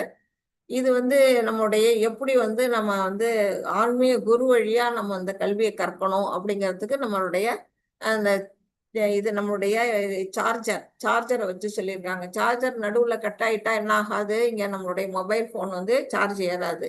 அது மாதிரி நாம எப்படி பார்க்கணும்னா ஆன்மீக குரு வழியா நம்ம வந்து சீட பரம்பரை வழியா வர்றவங்கள்ட்ட இருந்து தான் நம்ம இந்த கல்வியை கற்கணும். அது மூலமா படிச்சாதான் நமக்கு என்ன பகவான் சொன்னாரோ அந்த விஷயம் கிடைக்கும் அப்படிங்கிறது சொல்லப்பட்டிருக்கு. கீதை வந்து ஒரு பரந்த புத்தகம். இப்படிப்பட்ட புத்தகத்தை நம்ம வந்து 18 நாள்ல நீங்க படிச்சுட்டு வந்துட்டீங்க. இப்ப நாம பார்க்க போறது வந்து கொஞ்சம் ஆழம். அடுத்தது விரிவா நம்ம வந்து பார்க்க போறோம். அதுக்கான உங்களை தயார் பண்றதுக்கானதான் L2. இது வந்து எந்த மனநிலையில பேசப்பட்டது அப்படிங்கிறதெல்லாம் நான் உங்களுக்கு ஏற்கனவே சொல்லியிருக்கிறேன். அர்ஜுனனுக்கு ஒரு கலக்கம், மாயை, இதெல்லாம் யாரால் ஏற்பட்டது? எல்லாம் கிருஷ்ணருடைய ஏற்பாடு. அந்த குழப்பத்தை அவருக்கு தீர்க்கறதுக்காக தான் பகவான் வந்து அவருக்கு கீதையை உபதேசிச்சாரு. அது முதல்ல கேட்டவர் அர்ஜுனன். ஆனாலும் யாருக்காக சொல்லப்பட்டது? இந்த கலியுக மக்களாகிய நமக்காக உரைக்கப்பட்டது. இப்ப இதுதான் உங்களுக்கு தெரியாது. L2ல இருந்து புதுசா வந்தவங்களுக்கு என்ன தெரியாதுன்னா, இதுல வந்து 700 ஸ்லோகங்கள் இருக்கு. யாரு எவ்வளவு ஸ்லோகங்கள் சொல்லி இருக்கிறாங்க அப்படிங்கிறது இங்க கொடுத்துருக்காங்க. பகவான் கிருஷ்ணா தான் அதிகமான கீதைகளை சொல்லி இருக்கிறார். கீதங்களை 574 ஸ்லோகங்கள் லார்ட் கிருஷ்ணாவால உரைக்கப்பட்டது. மாதாஜி வேணா குறிச்சுங்க. அர்ஜுனரால பேசப்பட்டது 84. அது வந்து அவரால் 84 ஸ்லோகங்கள் உரைக்கப்பட்டிருக்கு. சஞ்சயன் எவ்வளவு பேசியிருக்கிறாருன்னா 41 ஸ்லோகங்கள் அவர் பேசியிருக்கிறாரு. திருதராஷ்டிர சொன்னது ஒரே ஒரு ஸ்லோகம் எடுத்தோன்னா ஃபர்ஸ்ட் ஸ்லோகம் மட்டுமே. அப்படின்னா பர்சன்டேஜ்ல இவர் 0.1, இவங்க 5.9, இவர் 12%, இவர் தான் 82% ஸ்லோகம் சொன்னது யாரு அப்படின்னா பகவான் கிருஷ்ணர் அப்படிங்கிறது நம்ம புரிஞ்சுக்கணும். இப்ப அர்ஜுனுடைய தீர்க்கமற்ற தன்மை. மாதாஜி சாரி மாதாஜி, அந்த ஸ்லைடு திருப்பி காட்டுங்க மாதாஜி. எழுதிங்க பிரபு.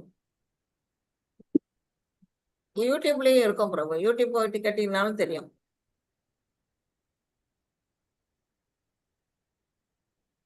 ஒரு ஸ்கிரீன்ஷாட் எடுத்துக்கோங்க, அப்புறமேட்டு எழுதிக்கோங்க எல்லாமே. இது நான் நீங்க அப்படிதான் மாதாஜி செய்வேன். ஓகே ஸ்கிரீன்ஷாட் எடுத்துப்பேன். அப்புறம் யூடியூப் பொறுமையா எழுதிப்பேன். இல்லைன்னா யூடியூப்ல இல்ல மாதாஜி, என்னோட மொபைல்ல ஸ்கிரீன் கிளாஸ் எடுக்க முடியல மாதாஜி. இது புது நீங்க மொபைல். அதெல்லாம் பண்ண வேண்டாம் பிரபு. ஓகே நீங்க யூடியூப போட்டு கேட்டீங்கன்னா அது வரும், இந்த ஸ்லைடு வரும், நீங்க எடுத்து பார்த்து. எழுதிட்டேன் மாதாஜி. ஓகே மாதாஜி அதுக்கு கீழே பிடிஎஃப்னே அப்லோட் பண்றாங்க. அதுல எல்லா பிரிண்டோடயே வருது மாதாஜி, நீங்க போட்ட ஸ்லைட்ஸ் எல்லாமே. வருதா பிடிஎஃப்ல? எப்படி ஆமா வரும்? மாதாஜி. இல்ல யூடியூப்ல வரும் மாதாஜி. யூடியூப்ல வரும். யூடியூப்ல தான் யூடியூப் வரும்.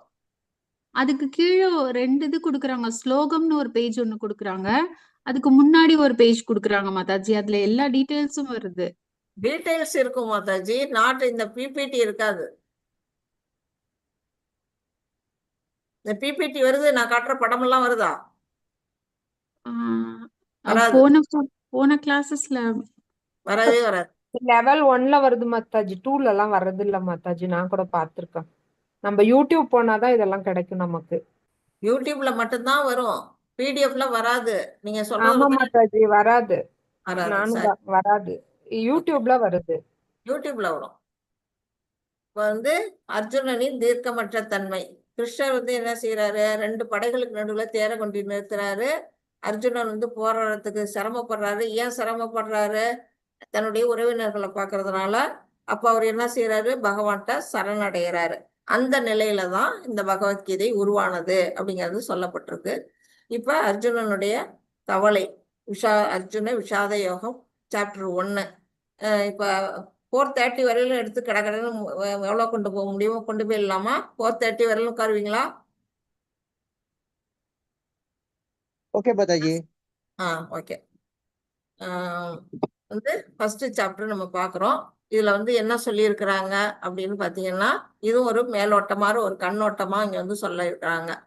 என்ன சொல்லியிருக்கிறாங்க, பரம பூரண உண்மை வந்து நம்ம ஃபர்ஸ்டே பார்க்குறோம். 3 நிலைகள்ல ஒண்ணு பார்க்குறோம். அருவ பிரம்மம், பரமாத்மா, அடுத்தது வந்து பகவான். அந்த இதுக்கு வந்து ஒரு சூரியனை ஒப்பீடு பண்ணி நம்ம பார்த்துட்டோம். அடுத்தது வந்து அதுதான் வந்து என்ன, பகவானை பற்றிய முழுமையான அறிவு எதுன்னா பகவான் அப்படிங்கிற அந்த சொல் தான். அதுதான் வந்து சச்சித்தானந்தம் அப்படிங்கிற நிலையில நம்ம பார்த்துட்டோம். அடுத்தது வேத ஞானத்தை பகவான் மற்றும் அவரது பிரதிநிதிகளிடம், இந்த ஒரு குரு கிட்ட இருந்து தான் நம்ம வந்து கேட்கணும். ஏன்னா வேத ஞானங்கள் வந்து குறைபாடுகள் அற்றது. நாம எப்படிப்பட்டிருக்கோம், கட்டுண்ட ஜீவன்கள், குறைபாடுகள் உடையவர்கள். அதனால ஒரு குரு மூலமா, ஒரு சாஸ்திரம் மூலமா தான் நம்ம இதை தெரிஞ்சுக்கணும் அப்படிங்கிறது சொல்லப்பட்டிருக்கு.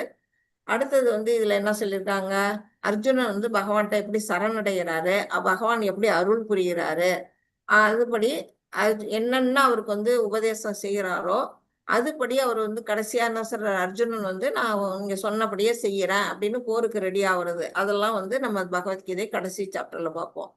எல்லா உயிர்வாழ்களையும் பிரிக்க முடியாத அங்கம் எது, சனாதன தர்மம். நாம எல்லாருமே சனாதன தர்மத்துல தான் நம்ம ஈடுபடணும். அதுதான் நம்மளுடைய சுயஸ்வரூபம். அது எப்படி செய்யணும், பகவானுடைய சேவை மூலமா நம்ம செய்யலாம் அப்படிங்கிறது பார்த்தோம்.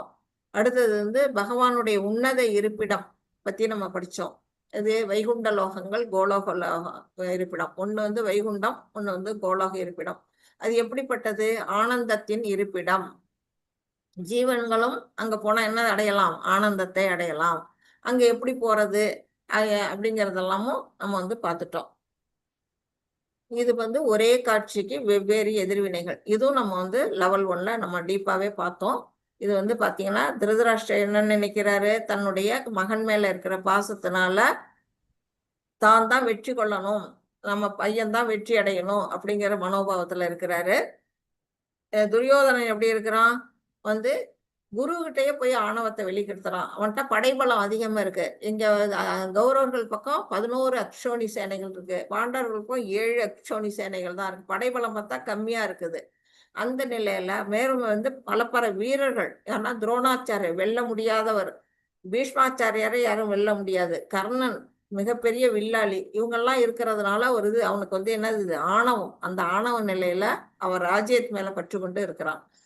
ஆனா அர்ஜுனன் எப்படி இருக்கிறாரு, அவர்கிட்ட படைபலம் கம்மியா இருந்தாலும் கிருஷ்ணர் பக்கபலமா இருக்கிறாரு, வெற்றி அடையறதுக்கு வாய்ப்பு இருக்கு. இருந்தும் தன்னுடைய உறவினர்களை எப்படி கொள்றது அப்படின்னு உறவினர்களை பாசத்தினால கவலையில இருக்கிறாரு. அதுதான் வந்து ஃபர்ஸ்ட் சாப்டர் நம்ம பாக்குறது. பகவான் கிருஷ்ணர் எப்படி இருக்கிறாரு? தன்னுடைய பக்தன் மேல பாசமா இருக்காரு. அர்ஜுனன் தான் பக்தன். அந்த நிலையில அவனுக்கு வந்து இந்த பகவத்கீதைங்கிற இந்த ஞானத்தை எடுத்து கொடுக்கிறாரு. இப்போ அந்த ஒரே காட்சியில 4 பேரு 4 விதமான மனநிலைகள்ல இருக்கிறாங்க அப்படிங்கிறது இங்க காட்டப்பட்டிருக்கு.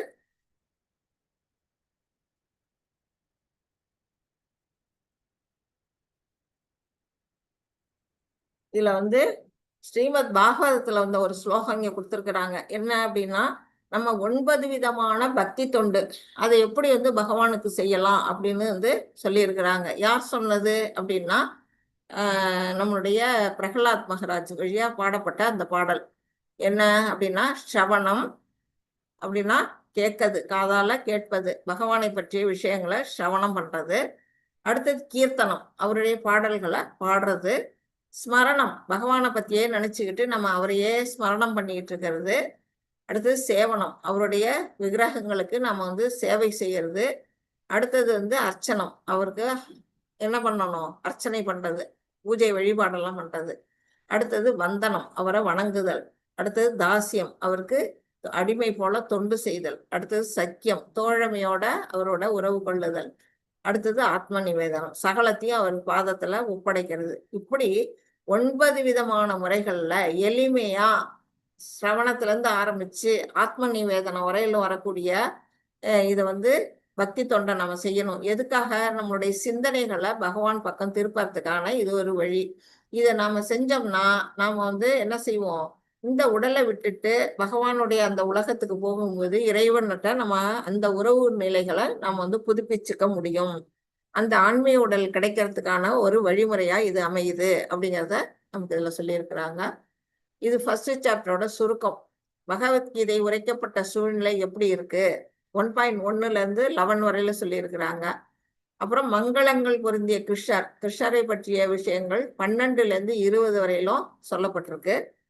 பகவான் பக்தர்களை காக்கிறார், எந்த நிலையில காக்கிறார் அப்படிங்கிறது 21ல இருந்து 27 வரையிலும் சொல்லப்பட்டிருக்கு.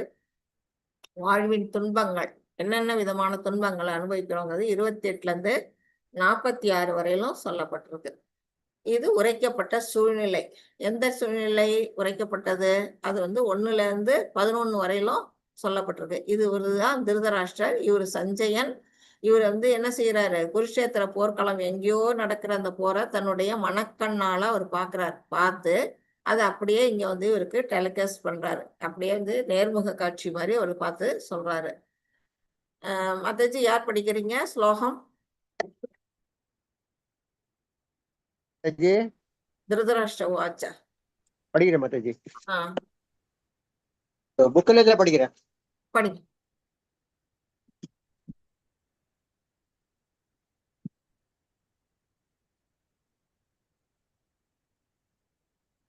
திருதராஷ்டிர உவாச்ச தர்மக்ஷேத்ரே குருக்ஷேத்ரே சமவேதாயுயுஸ்தவக மாமகா பாண்டவா சைவ கிம்மகுர்வத சஞ்சய.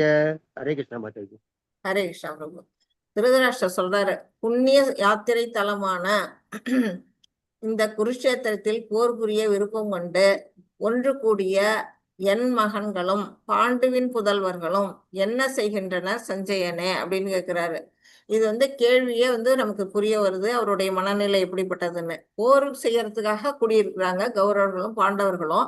அந்த இடத்துல போர் புரிவாங்களே தவிர வேற என்ன செய்ய போறாங்க? போர் புரிய விருப்பம் கொண்ட என் புதல்வர்களும் பாண்டியபுத்தரும் என்ன செய்கின்றனர் அப்படின்னு ஒரு அர்த்தமற்ற ஒரு கேள்வியை அவர் கேட்கிறாரு. கேள்வி பார்க்க அர்த்தமற்றதா இருந்தாலும் உள்ளுக்குள்ள அர்த்தம் வச்சிருக்கிறாரு. என்ன அர்த்தம்? தன்னுடைய மகன்கள் ஜெயிக்கணும், பாண்டவர் புதல்வர், அந்த இடத்துல பிரிவினை கொண்டு வந்துட்டாரு. என் மகன்கள் மாமகா பாண்டவா செய்வ, பாண்டுவின் புத்திரர்கள் பிரிச்சு பேசுறாரு. அவருடைய தம்பி பிள்ளைங்களையே அவர் பிரிச்சு பேசுறாரு. தன்னுடைய குழந்தைகள் தனியா, தம்பி பிள்ளைங்க தனியா அப்படின்னுட்டு. அந்த இடத்துல அவர் வந்து என்ன நினைக்கிறாரு, அந்த இடத்துல வந்து போர் நடக்காம போகுமா, போர் நடந்து தன் புதல்வர்கள் வெற்றி அடைவார்களா அப்படின்னு அவருடைய சந்தேகத்தை தான் அவர் வந்து இங்க கேள்வியா கேட்கிறாரு. உள்பார்வை, குருஷேத்திரத்தின் மகிமைகள், திருதராஷ்டிரருடைய நான் மற்றும் எனது என்ற மனப்பான்மை. அவர் வந்து இந்த இடத்துல மாமகா பாண்டவாஸ் அப்படிங்கிற அந்த வார்த்தையை வந்து என்னுடைய மகன்கள், அவருடைய நான் எனது அப்படிங்கிறது, நான்கிறது அகங்காரம், எனதுங்கிறது மமக்காரம், அது எல்லாமே வந்து திருதராஷ்டிரர்கிட்ட இருக்கு. பார்வை மட்டும் குருடல்ல, அவர் மனசும் இந்த இடத்துல வந்து குருடா இருக்கிறாரு. வந்து பாசம் வந்து தன்னுடைய பிள்ளைகள் மேல மட்டுமே அவர் வந்து செலுத்துறாரு அப்படிங்கிறது சொல்லப்பட்டது. எதனால அப்படின்னா அந்த குருஷேத்திரத்தோட மகிமை எப்படிப்பட்டது அப்படிங்கிறது, தர்மம் தான் அங்க ஜெயிக்குங்கிறது அவருக்கும் தெரியும். அதனாலதான் அவர் வந்து இங்க வந்து அந்த சஞ்சயன்ட்ட அந்த கேள்வியை அவர் கேட்கிறாரு. இப்ப வந்து நம்ம வந்து ஒவ்வொரு இடத்துக்கும் ஒவ்வொரு விதமா, இப்போ ஊருக்கு போறோம்னா நம்ம எந்தெந்த இடத்துக்கு போகும்போது என்னென்ன விதமான பொருள்களை எடுத்து சொல்லுவோம். இப்போ வந்து விருந்தாவன் போன்ற இந்த புனித யாத்திரைக்கு நம்ம போறோம்னா நாம கையில என்னென்ன பொருள்களை கொண்டு போவோம், யாத்திரைக்கு தேவையான பொருள்களா சேகரிச்சுட்டு போவோம். அங்க போனா என்னென்ன தேவையோ அதுக்கு தகுந்த மாதிரி பொருள்களை நம்ம எடுத்துட்டு போகும் பொழுது, இப்போ உல்லாச யாத்திரை போறோம். இப்போ வந்து பாருங்க, இங்க வந்து உல்லாசமா அந்த கோவா இல்லாட்டி வந்து ஊட்டி, கொடைக்கானல் அப்படின்னு போகக்கூடியவங்க அதுக்கு தகுந்த மாதிரி பொருள்களை தான் அங்க வந்து கொண்டு போவாங்க போகும் பொழுது. அடுத்தது ஒருத்தங்க திருமண நிகழ்ச்சிக்கு போறாங்கன்னு வச்சுங்க, அவங்க வந்து என்ன செய்வாங்க, அந்த திருமணத்துக்கு போட்டுக்கக்கூடிய ஆடை அலங்காரங்களே வேற மாதிரி இருக்கும், அந்த அணிகலன்கள் அந்த மாதிரி பொருட்களோட தான் அவங்க வந்து போவாங்க. அதை தான் வந்து இங்க சொல்லியிருக்கிறாங்க. அது எதுக்காக சொல்லியிருக்காங்கன்னு இப்ப பார்ப்போம். இப்ப வந்து இடம் நமது உணர்வில் பாதிப்பை உண்டு வருகிறது. இப்ப நம்ம வந்து கோயிலுக்கு போறோமா, இல்ல உல்லாச பயணமா நம்ம வந்து போறோமா, இல்ல வந்து ஒரு திருமண விழாவுக்கு போறோமா, அதுக்கு தகுந்த மாதிரி நம்முடைய மன உணர்வுகள்லாம் என்ன செய்யுது, நமக்குள்ள ஒரு பாதிப்பை ஏற்படுத்துது. கோயிலுக்கு போகும்போது நமக்கு ஒரு ஆன்மீக உணர்வு இருக்கும். உல்லாச நிலைக்கு போகும்போது சுத்தமா நம்ம வந்து பௌதிகத்துல ஈடுபடுவோம். மெட்டீரியல் என்ஜாய்மெண்ட் தான் அங்க இருக்கும். பகவானை கிட்டக்கவே அனுமதிக்க மாட்டோம். அதே திருமண விழாவுக்கு போகும்போது மற்றவங்களுடைய கவனத்தை கவர்ற மாதிரி, மற்றவங்களுக்கு நம்ம வந்து ஒரு அந்தஸ்தை காட்டிக்கிற மாதிரி நம்மளே வருவோம். இப்படிதான் நம்மளுடைய மன உணர்வு. நம்ம உணர்வுகளை வந்து எப்படி அது வந்து பாதிக்குது, நம்ம செல்லக்கூடிய இடம் வந்து எப்படி நம்ம உணர்வுகளை பாதிக்குது அப்படின்னு இதுல வந்து அழகா சொல்லியிருக்கிறாங்க. இந்த இடத்துல குருஷேத்திரத்துடைய மகிமைகள், தர்மக்ஷேத்திரம் பாண்டவர்கள் இது வந்து எப்படிப்பட்டது, பாண்டவர்களுக்குடைய வெற்றிக்கான வழியா இருக்குது. ஏன்னா அது ஒரு வழிபாட்டு தலம். ஏற்கனவே வந்து தேவர்கள்லாம் வந்து வழிபாடு செய்யக்கூடிய அப்படிப்பட்ட ஒரு நிலையில தான் ஏற்கனவே அந்த ஸ்தலம் இருக்குது. அதர்ம காரியங்கள் வந்து அங்க நடக்கவே விடாது. இங்க தர்மம் வந்து அழிஞ்சு போகும், தர்மம் மட்டுமே அங்க நிலை பெறும் அப்படிங்கிறத நம்ம புரிஞ்சுக்கணும்.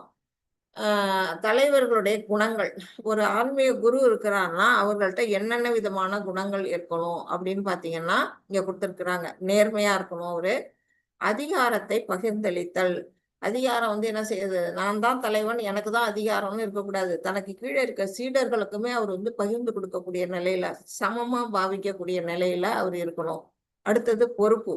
அவர் பொறுப்புடையவரா இருக்கணும். தன்னுடைய சீடர்கள்ல சரியான முறையில போறாங்களா, அந்த நிர்வாகம் சரிபடியா நடக்குதா அப்படிங்கிற அந்த பொறுப்போட இருக்கணும்.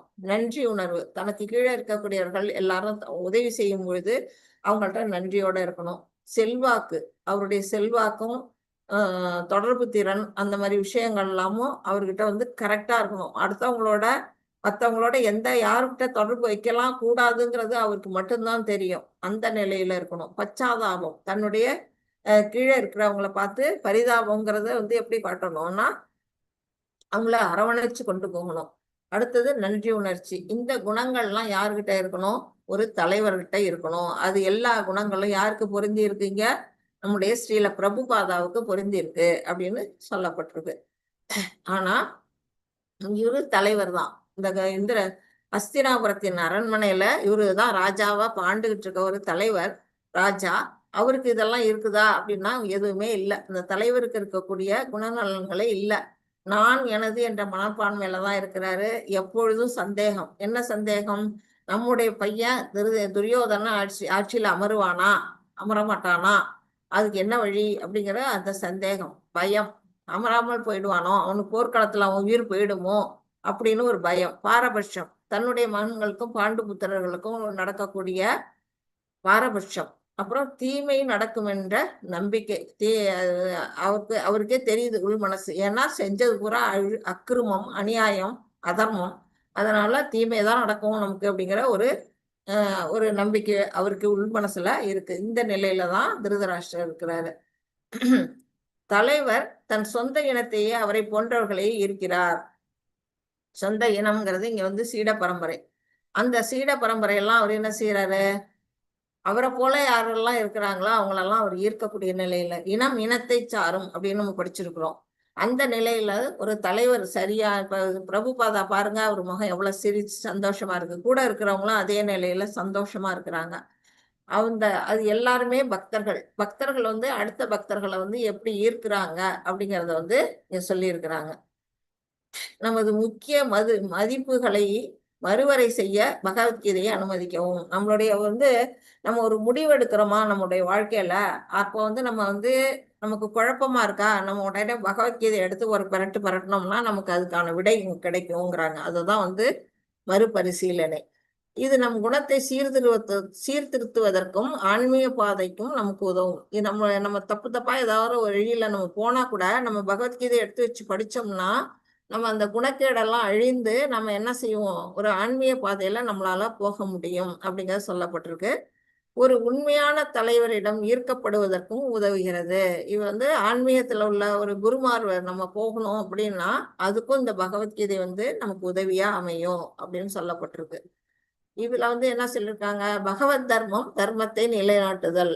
பகவான் எப்படிப்பட்டவரா இருக்காரு, இங்க வந்து ஒரு சிறந்த தோட்டக்காரர் அப்படின்னு சொல்லிட்டாங்க பகவான. எதனால அப்படின்னா இங்க போர்க்களம், குருஷேத்திர போர்க்களம் தான் என்னன்னா புனிதமான நிலம். அது எப்படிப்பட்டது, வயல். அந்த வயல்ல தான் வந்து இப்ப என்ன செய்யறாங்க, அந்த போர் அப்படிங்கிறது நடக்க போகுது. இப்போ பகவான் என்ன செய்ய போறாரு, தேவையற்ற கலைகள், அதாவது எது தர்மத்திற்கு புறம்பான திருதராஷ்டிரர் மற்றும் துரியோதனன் மற்றும் மற்றவங்களெல்லாம் வந்து கலையை பிடுங்குற மாதிரி அவர்களை அழிக்க போறாரு. அதுதான் வந்து அவர் தோட்டக்காரர் அப்படின்னு சொல்லியிருக்காங்க. எதுக்காக, இந்த நெல் பயிர் செழித்து வளர. ஒரு நெல் விளையணும்னா அந்த களைகள் எல்லாம் நீக்கணும், இல்லாட்டா அந்த சத்துக்கள் எல்லாம் அந்த களைகளே உறிஞ்சிடும், நெல் வந்து சரியா விளையாது. அதுக்காக இந்த களைகள் எல்லாம் எடுத்துட்டு பகவான் என்ன செய்யறாரு, நெல்லை வளர்க்கிறார். நெல் யாருங்க, தர்மவானான யுதிஷ்டிரன் தலைமையில ஒரு நல்லாட்சிய அந்த அஸ்தினாபுரத்துக்கு அமைக்கணும் அப்படிங்கிற நோக்கத்துல பகவான் வந்து இங்க போர்க்களத்துக்கு வந்திருக்கிறார். மத்தாஜி இந்த ஸ்லோகம் வாசிங்களேன். யார் வாசிக்கிறீங்களா வாசிங்க. நம்பர் என்ன, நம்பரே தெரியலையே. 1.2 மாதாஜி, சஞ்சய் ஓச்சா 2ஆ தான் இருக்கும். 1.2. சஞ்சய உவாச்ச திருஷ்டபாது பாண்டவானீகம் யூடம் துரியோதனஸ்ததா ஆச்சாரியம் உபசங்கம்ய ராஜா வசனம் அப்ரவீத். ஹரே கிருஷ்ண மாதாஜி. ஹரே கிருஷ்ணா பிரபு. சஞ்சயன் கூறினான், மன்னரே, பாண்டுவின் மகன்களால் அணிவகுக்கப்பட்ட படையை மேற்பார்வையிட்ட பிறகு மன்னன் துரியோதனன் தன் ஆசிரியர் அணுகி பின்வருமாறு கூறினான். இப்ப சஞ்சயன் பார்த்துக்கிட்டு இருக்கிறாரு அங்க போர்க்களத்துல என்ன நடக்குதுன்னு. அவரு சொல்றாரு யாருகிட்ட, திருதராஷ்டிரர் சொல்றாரு. என்ன சொல்றாரு அப்படின்னா, பாண்டுவோட புதல்வர்கள் யாரு, பஞ்ச பாண்டவர்கள், அவங்க எல்லாம் வந்து எப்படி வந்து அணிவகுத்து இருக்கிறாங்க அப்படிங்கறத யார் பாக்குறா, துரியோதனன் வந்து பார்வையிடுறான். பார்வையிட்ட பிற்பாடு அதை வந்து யாருக்கிட்ட போய் சொல்ல போறான், துரோணாச்சாரியார்ட்ட போய் அவன் சொல்ல போறான். பின்னாடி அடுத்த ஸ்லோகத்துல வருது. இது வந்து இவர் தன்னுடைய மனக்கண்கள்ல இவர் பாக்குறாரு. சஞ்சயன் திருதராஷ்டிரர்ட்ட சொல்றாரு. ஆனா எதை சொல்றாரு, துரியோதனன் என்ன செஞ்சுக்கிட்டு இருக்கான் அப்படிங்கிறத சொல்றாரு. துரியோதனின் ராஜதந்திரம், அவன் எப்படிப்பட்ட ஒரு சிறந்த ஒரு ராஜதந்திரியா இருக்கிறான் அப்படிங்கிறத இங்க வந்து காட்டுறாங்க. துரியோதனன் துரோணாச்சாரியரின் குறைகளை ராஜதந்திரத்துடன் சுட்டி காட்டினான். துரோணர்கிட்ட என்ன குறை அப்படின்னா, உங்களுக்கு நான் அந்த லெவல் 1ல இந்த கதை சொல்லி இருக்கிறேன். துருபத மகாராஜனுக்கும் துரோணருக்கும் என்ன பகை வந்தது, அந்த பகையை வந்து நீக்கிறதுக்கு வந்து யார் உதவி பண்ணா, அர்ஜுனன் வந்து பகையை வந்து நீக்கலாம். அவன் வந்து ஒரு பசு மாடு, அதாவது 2 பேரும் குருகுலத்துல ஒன்னா இருந்தாங்க, தோழமையோட பிரிஞ்சு பாழணும்னா அவன் ராஜாவாயிட்டான். யாரு, துருபதன் வந்து ஒரு நாட்டுக்கு மன்னன் ஆயிட்டான். இவர் வந்து சாப்பாட்டுக்கே வழி இல்லாத நிலையில யார் இருக்காரு, துரோணாச்சாரியா இருக்காரு. அப்ப போய் தன்னுடைய குழந்தை அஸ்வத்தாமனுக்கு ஒரு பசுமாடு கேட்கறதுக்காக போனவரை திரௌபதி மகாராஜா வந்து என்ன செய்யறாரு, அவமானப்படுத்தி நீ யாருன்னே தெரியாதுன்னு சொல்லி அனுப்பணும்னா அதை வஞ்சமா வச்சுட்டு இவர் என்ன செய்யறாரு, இங்க வந்து அஸ்தினாபுர அரண்மனையில இருந்து வேலைக்கு சேர்றாரு. சேர்ந்து கௌரவர்களையும் பாண்டவர்களையும் வந்து என்ன செய்யறாரு, கத்துக் கொடுக்கிறாரு. வில்வித்தை எல்லாம் கத்துக் கொடுத்து சிறந்த ஒரு மாணவனா அர்ஜுனனை நியமிச்சு அர்ஜுனன் மூலமா அந்த துருபத மகாராஜனை வெற்றி கொள்றார். வெற்றி கொண்டு அவன் காலடியில வந்து விழ வைக்கிறார். விழுந்த பிற்பாடு அவரை என்ன பண்றாரு, தன்னுடைய மகனுக்கு பாதி நாட்டையும் துருபதனுக்கு பாதி நாட்டையுமா பிரிக்கிறாரு. அதுல அவனுக்கு வந்து அசிங்கமா போயிடுது. யாருக்கு? துருபத மன்னனுக்கு அசிங்கம் ஆயிடுது. அதனால இவரை கொல்லணுங்கிறதுக்காகவே ஒரு புத்திரனை வந்து அக்னியில இருந்து உருவாக்குறாரு. அதுதான் வந்து திருஷ்டத்யுமன். அப்படிப்பட்ட அந்த திருஷ்டத்யுமனன் வந்து யாருகிட்ட கல்வி கத்துக்கிறாரு அப்படின்னா, இதே துரோணர்கிட்ட வந்து கல்வி கத்துக்கிறாரு.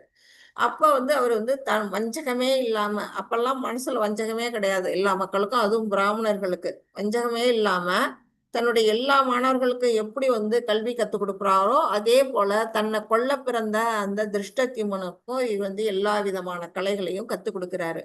அததான் வந்து இங்க வந்து யார் சொல்றா, துரியோதனன் அதை மனசுல வச்சிருந்து இங்க வந்து வஞ்சமா வந்து தன்னுடைய குருவைய வந்து குறை கூறுறான். அதுதான் அவனுடைய ராஜதந்திரம் அப்படின்னு சொல்லப்பட்டிருக்கு. நம் வாழ்வில் நாம் சில எதிர்மறையாளர்களா சூழ்ந்திருக்கிறோம். பாத்தீங்கன்னா இங்க பாருங்க, இவங்கெல்லாம் ஏன் ஒரு கவலையா இருக்கிறாங்க?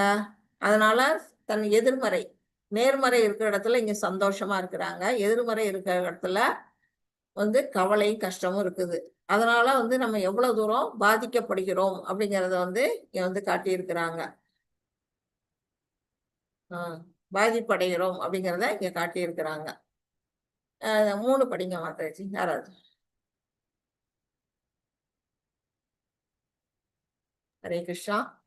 பஷ்யைதான் பாண்டுபுத்ராணாம் ஆச்சாரிய மகதீம் சமூம் யூடாம் திரிபுரபுத்ரேண தவசிஷேண தீமதா. ஹரே கிருஷ்ணா மாதாஜி. ஹரே கிருஷ்ணா.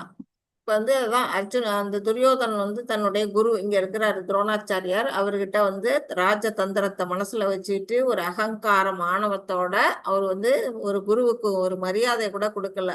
வந்து என்ன சொல்றாரு, என் ஆசிரியரே, இதோ பாண்டுவின் மகன்களும் பெரிய படையை உங்கள் புத்திசாலித்தனமான சீடரான யார சொல்றாரு, துருபதனின் மகனால் திருஷ்டத்யுமனால் வந்து திறமையாக ஏற்பாடு அந்த படைகள் எல்லாம் போய் பார்வையிட்டுட்டு வந்து இங்க வந்து துரோணாச்சாரியாருக்கு சொல்றாரு, உங்களுடைய சீடன் தான் புத்திசாலித்தனமான சீடன் திருஷ்டத்யுமன் என்ன பண்ணி வச்சிருக்கிறான், அழகா வந்து அங்க படைய வந்து இது பண்ணி திறமையா வச்சு இது பண்ணியிருக்கிறான். அவன் தான் அந்த படைக்கு தளபதி அப்படிங்கறத வந்து ரொம்ப ஆத்திரத்தோடையும் வந்து அவரை வந்து குறைய வந்து சுட்டி காட்டியும் வந்து இந்த இடத்துல அவன் பேசுறான் அப்படிங்கிறது.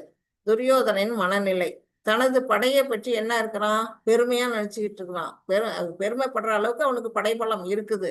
அடுத்தது இன்னொன்னு என்ன, நேர்மையானவர்களை சந்தேகப்படுவது. நேர்மையா இருக்கிறாரு யாராரு, துரோணாச்சாரியார் நேர்மையா இருக்கிறாரு, பீஷ்மாச்சாரியார் நேர்மையா இருக்கிறாரு. அவங்களையே வந்து வேணா சந்தேக கண்ணோட பாக்குறான், அவங்க மனசை வந்து இவன் காயப்படுத்துறான்.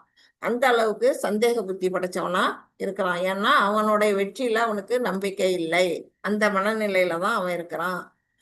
இது வந்து என்ன செய்யுது, தற்பெருமை வந்து எதோட அறிகுறி அப்படின்னா பாதுகாப்பின்மையின் அறிகுறி. தனக்கு பாதுகாப்பு இல்லை அப்படிங்கிறத அவன் வெளிப்படையா அங்க வந்து வெளிப்படுத்துறான். இந்த பக்கம் ஒரு முகம், இந்த பக்கம் ஒரு முகம், பாத்தீங்கன்னா இரண்டு முகங்கள் இருக்குது. இங்க தோழமையோட கை குலுக்குறான், இங்க வத்தா பின்னாடி கத்தி வச்சிருப்பான் குத்துறதுக்கு.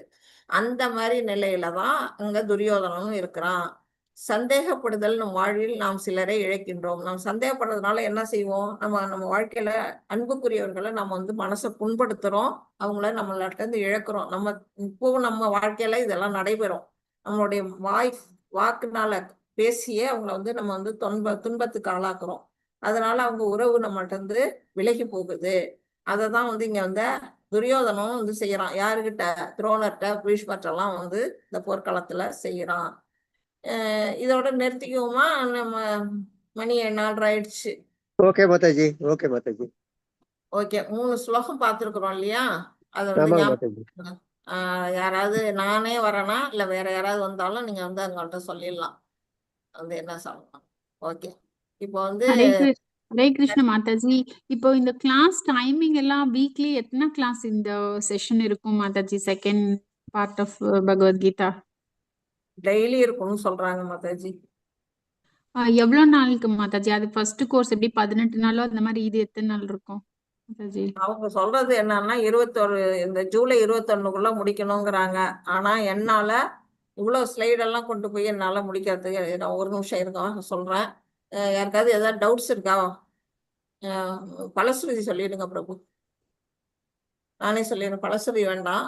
இது பிரேயர் சொல்லிடுறேன். வாஞ்சாகல்பத ருப்யச்ச கிருபா சிந்துப்ய ஏவச்ச பதிதானாம் பாவனேபியோ வைஷ்ணவேபியோ நமோ நமः. அனந்த கோடி வைஷ்ணவ விருந்தகி ஜெய. ஸ்ரீல பிரபுபாதா கி ஜெய. நாமாச்சாரிய ஹரிதாஸ் டாக்கூருக்கு ஜெய. ஹரே கிருஷ்ணா கிருஷ்ண கிருஷ்ணா ஹரே ஹரே, ஹரே ராமா ராம ராமா ஹரே ஹரே, ஹரே கிருஷ்ணா கிருஷ்ண கிருஷ்ணா ஹரே ஹரே, ஹரே ராமா ராம ராமா ஹரே ஹரே. ஒரு நிமிஷம் மாதாஜி.